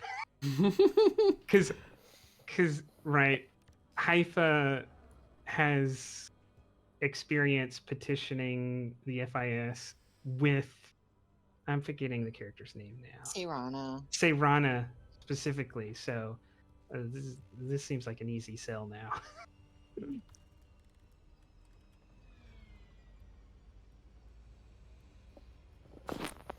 Oh. Well, ladies, it seems like we're formulating a coherent plan, and if we execute this, well, it'll be the most impressive thing I've done in a couple of years, and God willing, it doesn't end in disaster. Riel kind of looks around and then points at the three of you, sort of surprised, and says, "See any ladies here? I see some soldiers about to take down some pirates." She raises her glass. Carpenter snorts and says, "Aye, matey, I'll drink to that." She perks her head for a second because the translator catches that weird. Like, huh? Haifa's going to try to understand some context here and take a drink and say, I need to go finish writing this. I'll have a report to both of you tomorrow morning on what Sirana says, and just like leaves.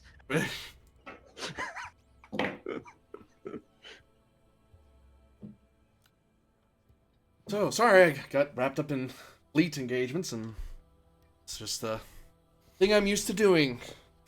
I was hoping to take a break from all that, but, come by Halanak, and suddenly I'm helping form a war plan, so... You know how this job operates. The uniform can never come off. Mm. When I'm doing the job, I feel frustrated and like I need a break. And then when I do have a break, I don't know what to do with myself. When we chose this path, we chose it for life, in all circumstances at all times. I don't know about that. Life is what you live it. Really? We just use our position and our job, vocation, if you will, to do what's required to protect them. That's true. That's true. But, well. Anyways, listen. I'm tired. I'm more than a little tipsy, and I'm about sick. Reading about ships and talking shop. Say, how do you feel about piano music? I can be okay with it, sure. Then Carpenter is going to, her office has a nice modern piano in it because it's her preferred thing to do, and she's going to sit down and start playing and say she's going to motion for her to come sit with her. Control plus command, difficulty of Sits 2. on your lap. Then you can't reach the pedals. No, you can reach the pedal still. No, her. I'm on the lap. No. Anyway, yeah, control command, difficulty 2. Riel is assisting as you try to find your piano. Yeah, I've got one hand, hand, but a hand and a half is better than a single hand. All right, one momentum for cautious. You gotta be handy. There we go.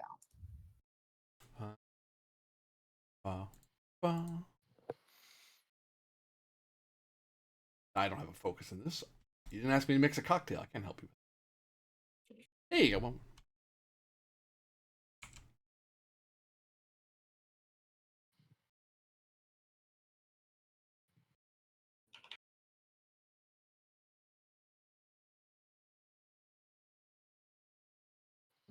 Aha.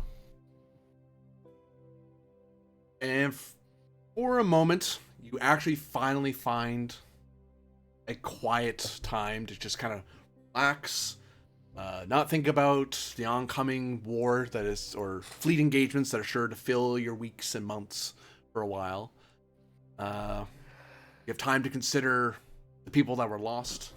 Maybe you'll actually have some time to, actually mourn them for some amount of time. Lots of officers like Lieutenant Sawyer are gonna be mad and upset. Want to blame somebody. But at the end of it all, seems like things will be fine for now. Foreshadowing that Riel's gonna die. Tragically. That is the plan, yes. Sure. I mean, duh. Playing the real long game here, boys. But yeah, it becomes plain that Captain Riel, after spending time with you, one of her values, I will reveal, is looking for love in all the wrong places. Oh my god. Wrong places. I see. That's Not. I It says see. more about So- what she thinks of Carpenter than what she thinks of herself. well. I was This is going to not say, the time to be hitting on your fellow officer when you're like, I'm No. mourning Well- things and there's all this big battle. You know what? Want a drink? Really, Riel? Now? See, Yeah. I was going to say, you are the second wheel, but the bicycle is a penny farthing. Yeah, no, I don't even think Carpenter, she just wanted to sit down with someone, maybe make a friend and talk about the week. And then Haifa third wheels them and wants to talk about work when we're off hours. And then she leaves, and then Carpenter's just drunk, and then she's just fooling around, and who knows where it goes. Camera swings over to Ven. What's on your mind as you're able to step away from your crunching computer data, and with the feeling, just that ambient feeling that there's the grand tension in the station has come down. That everyone just ready to go for some big thing, and then it just all kind of unwound, but yet there's this ambient feeling that maybe it's an inheritor instinct that a turning point is coming, and it's going to be historic for Halanak Station and the region. Ven, I think he's gonna go down to visit Saral finally.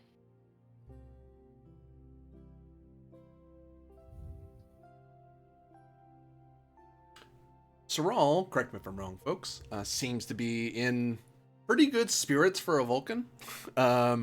Even for a Vulcan.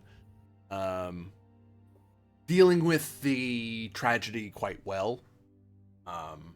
But probably some level of frustration at not being able to get up and just go to work immediately like Carpenter did. It's like, I have to sit here and wait till I'm a security officer. I need both my hands to do my job. Probably like immensely frustrated. And like she has been serving with Chav for ages.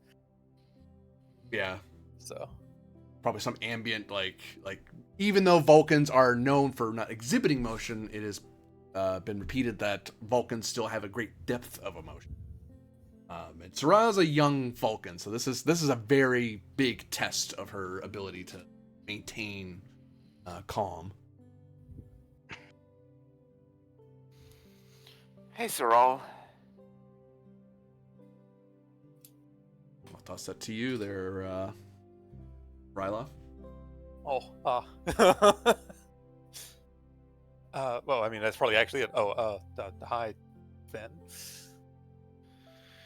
How are you getting acclimated to the new prosthetic? And he waves his arm up. It always takes a little. Always takes.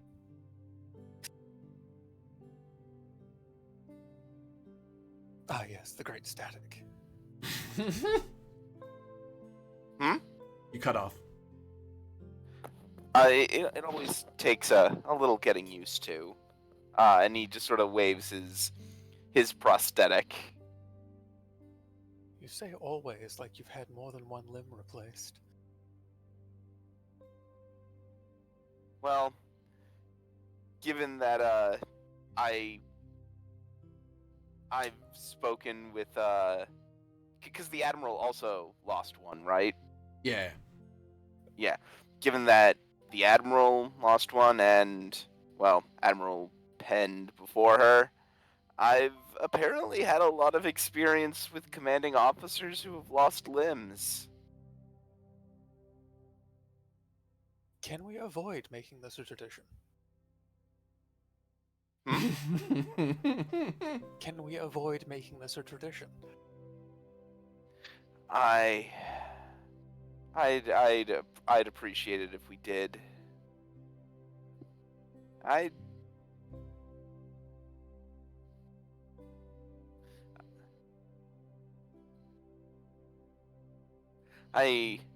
find the idea of making it a tradition quite illogical, wouldn't you?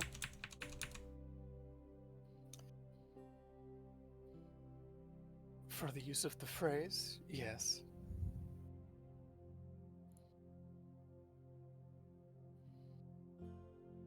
But, yeah, I mean, glad to see that you're in, good enough spirits. How are you holding up? I am here. And there are many reasons for that. The largest amongst those, and the most prominently missing, is Lieutenant Commander Cham. Yeah.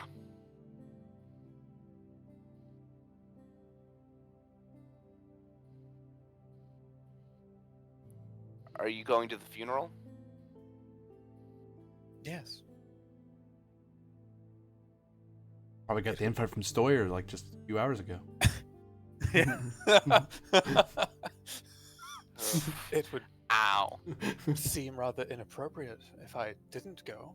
And while we weren't frequently working together, we had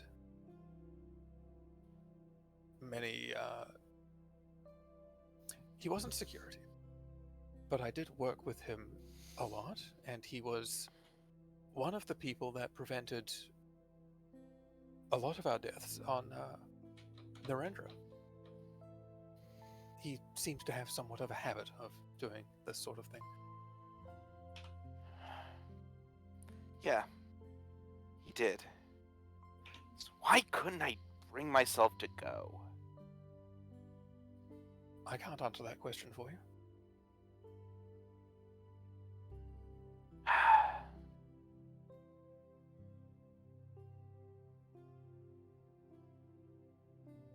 Am I turning into that other me?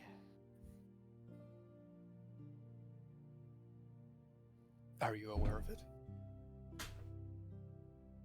I don't know. I mean, I never really knew the other me, of course, but I don't know, from everything everyone ever told me about him, he just seemed like someone who's just angry at the world for everything that he saw taken away from him. And I guess I don't want to be like that, but So, maybe I'm doing it without realizing. are you then, if I may, are you avoiding losing people, seeing them be buried, to avoid being angry and bitter about it, and then being angry and bitter about that instead? Corby, give me a refresher on the fourth tenet. Never fight for a lost cause. It's an inheritor tenet. Hmm.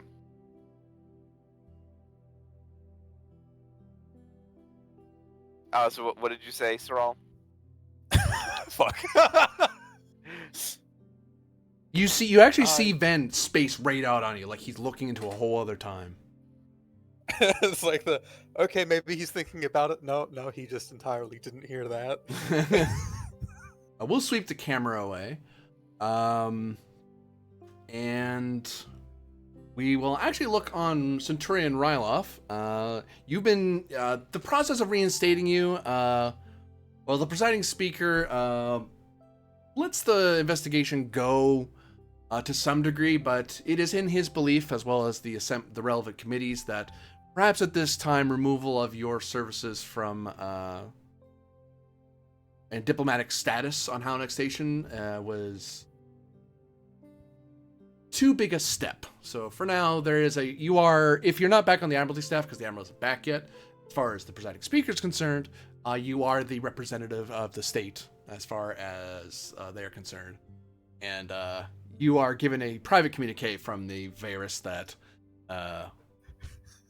he will send his apologies to your relevant superiors regarding this particular Charade. Yeah.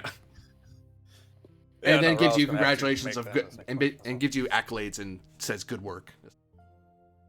Lovely. Something along the lines of your service to the free information sphere will be remembered by presiding speakers beyond me. So, because remember, you didn't just save a Starfleet station or just some alien station. You helped avert an attack on a capital. Yeah. So, Oh yeah. Definitely aware of the importance. That's why the method was chosen or acceptable. where does Centurion Roloff go off to? As Kovac gets wrapped up as usual, up to his eyeballs in various judicial committees to approve. No, this is all legal. No, really, I have to explain to like 20 different people why this is legal. Yeah. Oh, he's got to probably explain in full to all of his people the details of, no, this is what happened. Like, to make sure that you are now informed that now that it's over, what happened, why it happened, and why you weren't informed at the time, except for those of you that ended up in the loop because of how things worked out. And then Phil make that same kind of report to the Senate. He's got to justify his actions still to his own command. You get on the horn with Commander Halanak, the commander of basically the commanding officer of your fleet. Put it in that context. He's not here on station. He's somewhere else. Of course, he's fighting a civil war right now.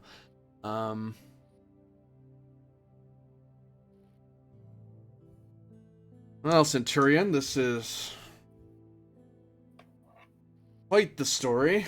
I'm sure the Senate, having seen results, will not see a reason to censure you in any way. I don't see a reason to at the moment. Oh, that's always good to hear. I have the hopes that, given the success of the operation and the nature of it, it might actually help further talks with the FIS. We're already making progress. This is just proving a point.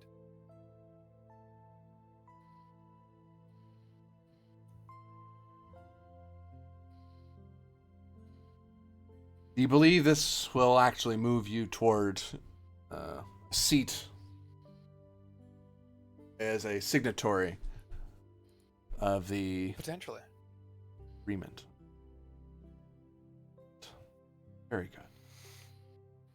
We were looking in the direction of security and scientific, and this was definitely a massive participation in a security aspect, which was jointly conducted between state personnel and harmonizers. Any word on what Starfleet is up to? Our intelligence suggests that they seem to be mobilizing for something. I am aware the Admiral is away, and that she is on business, but I'm not exactly certain of details. There may have been details I would have otherwise gotten, but due to how the operation was carried out, I was for a while out of the loop. Find out what you can. I am assuming Starfleet is not exactly siding with El Shiar anytime soon, but there are plans within plans I'd rather they not get in the way of with their reckless heroism. On the note of plans within plans, the Cardassian operative that was attempting to lead this sabotage of Halanak, when trying to recruit me, made an offer that his people could ensure the... I forgot the name of the mercenaries. Consortium of Tay. I had them right in my mind and then I forgot them. That the Consortium of Tay would be participating on the side of the state. We believe that they're working for a group known as the Typhon Pact. And Commander exactly Halleck what sits consequences this will upright. have.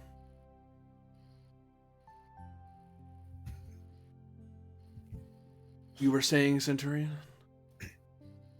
I'm not entirely certain what consequences, if any, this will have in regards to the consortium being hired to operate against the state. It would seem foolish for them to do so, but I wouldn't discount it.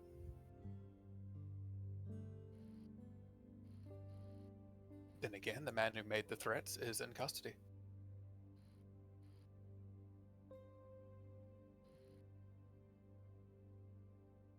And you're sure this Typhon Pact is involved?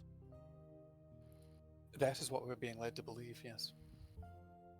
I will make sure to get the requisite permissions from the harmonizer here to release the investigation files to you that will present the evidence.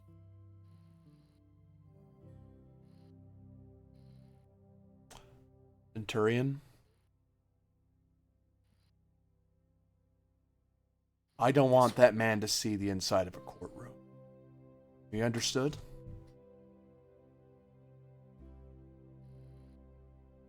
You wish him removed? His testimony will be a threat to the state.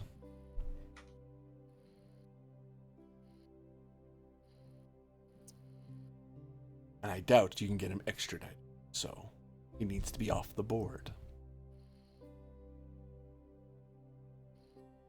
I will seek extradition and make sure that other measures are appropriately lined up.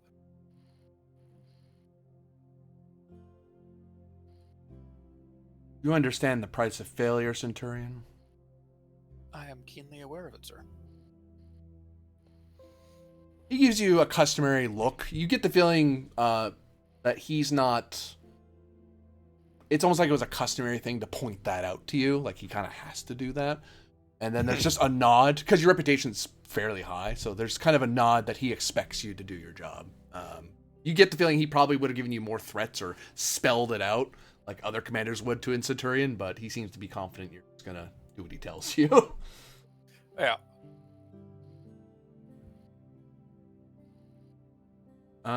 Okay. Captain Haifa. Camera finally rests on you as you have left the piano-filled room, and you have a fleet engagement on the horizon for the Da Vinci, and likely more to come if when it comes to the Shackleton. Whenever a bunch of high-ranking officers meet, usually that means something very big's going to happen. So.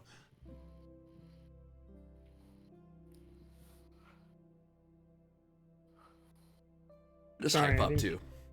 Oh, okay.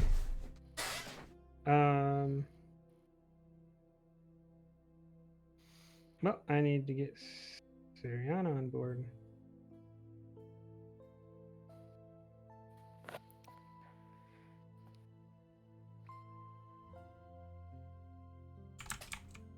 She's either...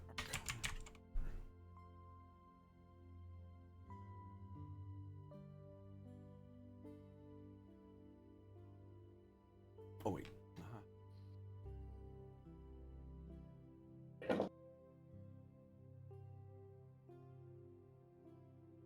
Oh, and it's not Minister of Defense. So,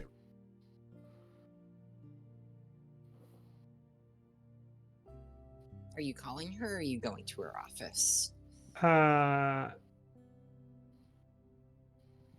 Going to her office is like going down the hall, so I'll just do that. Because it's on the Halanak. you Yeah, go up she's- like a level at most. Yeah. She says, well, if it isn't my favorite holographic Starfleet officer, I was just wrapping up for the day, but, is this a social visit or a work visit? In on Earth, there's a tradition of having some intoxicants that make it both. Oh, well, the FIS is all about experimenting with the cultures of other races.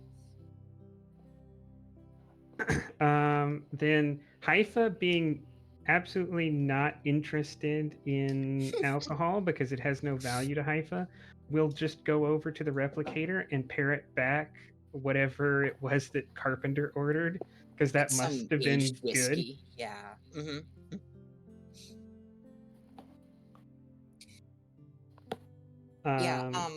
Sirana kind of has like an experimental smell of it with one of her feelers, and she says, I'll try it.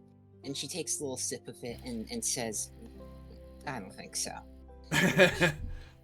Anyways, I So they assume you feel need like- something. Suddenly feel like a wooden barrel. Ugh, why people do that to themselves, you're not entirely sure.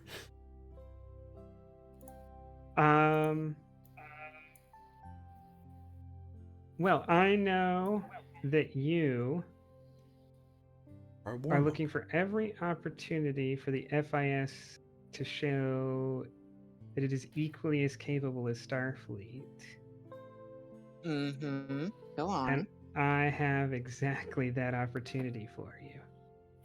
And I'll slide across a pad with the operational details. Yeah, she'll glance through the pad and start reading it. What's described on it? I know That- what's described on it. The mission plan that we've already gone over twice now. Okay. Yeah. Hypa will Um, sh- say it's a chance to knock out piracy that threatens you and us in one fail stroke. Yeah, she reads it, and you see the colors on her flash with like increasing excitement as she reads it. And at the end, she says, "You've got a deal. I'll start working the cabinet and the assembly to agree to this immediately. If we can show them our recent efforts are paying off and keeping people safe, then well, that'll just make the next and future efforts all the more easy." Hypha says, that's the sweetener, but there is a medicinal pill to go with it.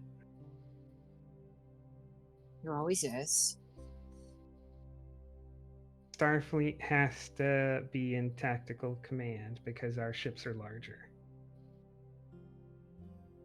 She like considers this for a moment and then shrugs and says, "Fair enough.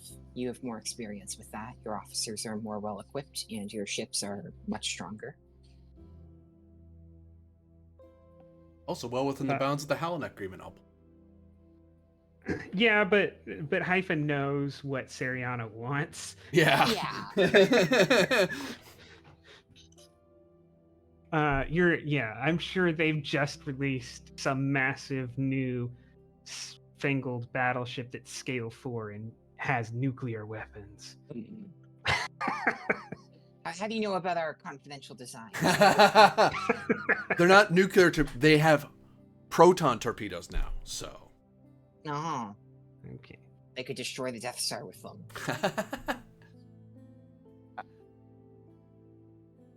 But Yeah, see, the thing is, this is not me metagaming by saying Serrano just agrees to this. This is just me recognizing that Serrano would just want this to happen. So, like, I think there's no role to it. She's just going to agree to it and say, well, this look, this scratches everyone's back. So I need to start talking to people to make this happen.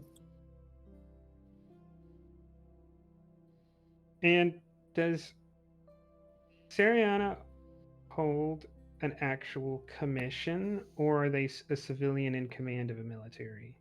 They are considered they're considered the commander-in-chief of military forces.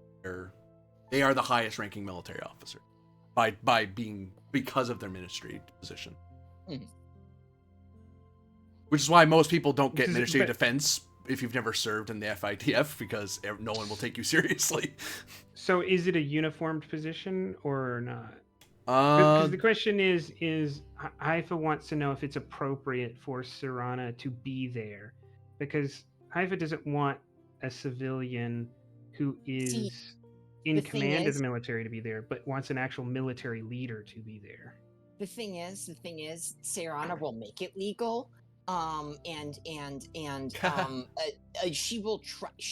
If people really say you are too important, we're sending someone else, she will back down. But in her initial proposal, she's like, I want to be here because, I've been a key force in the militarization movement, and I want to see with my own eyes the fruits of our labor, so I know where to go next. Yeah, and Haifa's trying to protect whatever FIS admiral is needed for this from being just sidelined in the middle of a battle by the Minister of Defense.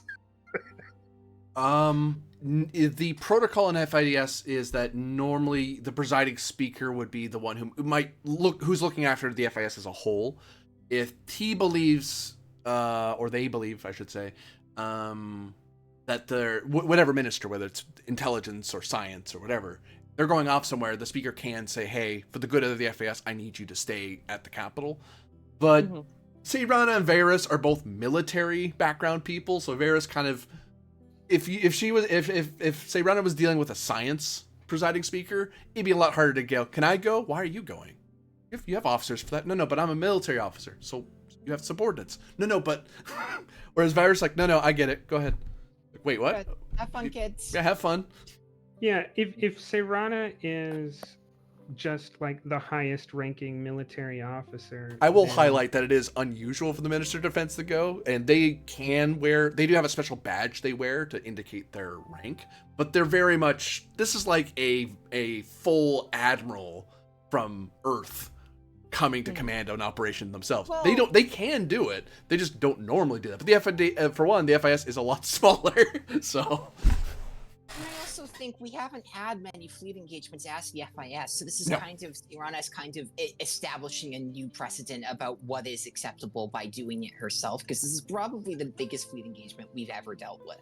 Yeah, the Starfleet, we're scraping together 2 ships. You're putting together the Grand Armada. Yeah, no. She thinks, yeah, this is the Spanish Armada 1580. We've got all of our best ships, and we're going to go in the most important battle of our career. And you're like, well, we've got the 2 ships Starfleet is assigned to us, and then all of the help from the Colonials, and hopefully that's enough. This is very much I would say in FIS history, this is the first expeditionary punitive fleet they've ever done. They don't the fleet primarily, as its name suggests, is a defensive fleet built for defending the homeworlds of the member worlds, but there's no rule against going on invasions, or not invasions, but like going on expeditionaries. It's just they've never had a Minister of Defense that wanted to do that before. So this is kind of, it's more, you run into a lot less bureaucracy because there's not a whole lot of rules about what's acceptable. As long as you make sure the homeworlds don't get hurt. You have to, I will say that the one priority is the homeworlds always come first. But if they're okay, to the stars you go. Are you saying that a lot of democratic norms are held up only by tradition and have no rules basing them? And so if people choose to violate that tradition, there is no lever to stop them? Well, supposedly morality and good sense would come into it. I mean, what kind of stupid At some species would point. not be held back by that? But no, Sirana will make the very key argument that these people pose a threat to the FIS's trade routes and to their the interests of the Federation, their closest benefactor, and that by removing the privateering threat, we are improving both our own economic situation and that of our greatest ally. And so we are protecting our interests and our people, and et cetera, et cetera. There is an argument to be made here. We're not like assembling an invasion fleet to conquer someone else. We're going after privateers who are shooting at. I presume they've attacked our merchant vessels as well. Or at least people trading with you. Like, yeah, you're operating within your remit. The only, like, you would have pushback from the assembly if you were invading to conquer something. But if you're fighting pirates, like, no, we agree pirates are bad. Like, that's not conducive to the FIDF, to the free information sphere. So, the FIDF going out to fight pirates, sure. Assembling a fleet to do it, that's unprecedented. But I mean, sure. You think that's necessary, Minister of Defense? Yeah. I mean, this is going to make this much easier because now the Onaneros is the only ship that can't jump in for the initial attack. Like, we've vastly increased the amount of firepower we can put in on the first salvo towards whatever ship is unlucky enough to jump in first. And the last thing I'll point out, close out the episode, is Sapentia, back aboard her ship, hidden from sensor and visual action, looking upon Halanak Station, the Da Vinci A and the Onaneros, the assembling FIDF fleet.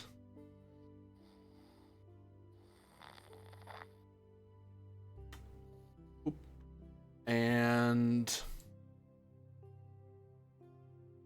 she taps at her console and says, "Now to decide whether or not the inheritors have done more harm than good." Oh, jeez. That will be the end of the episode.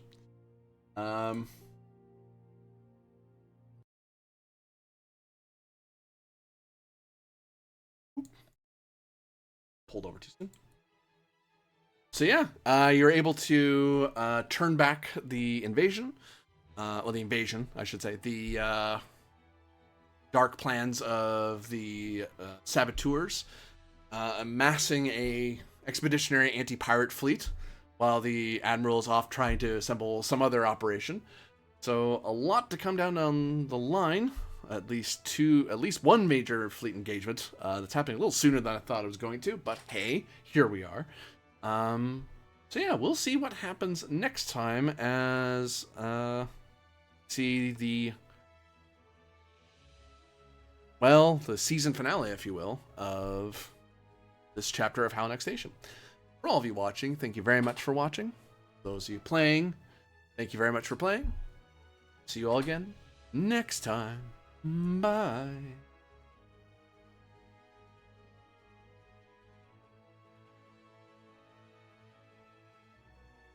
Left. Yeah, we were Everyone's kind of- gone.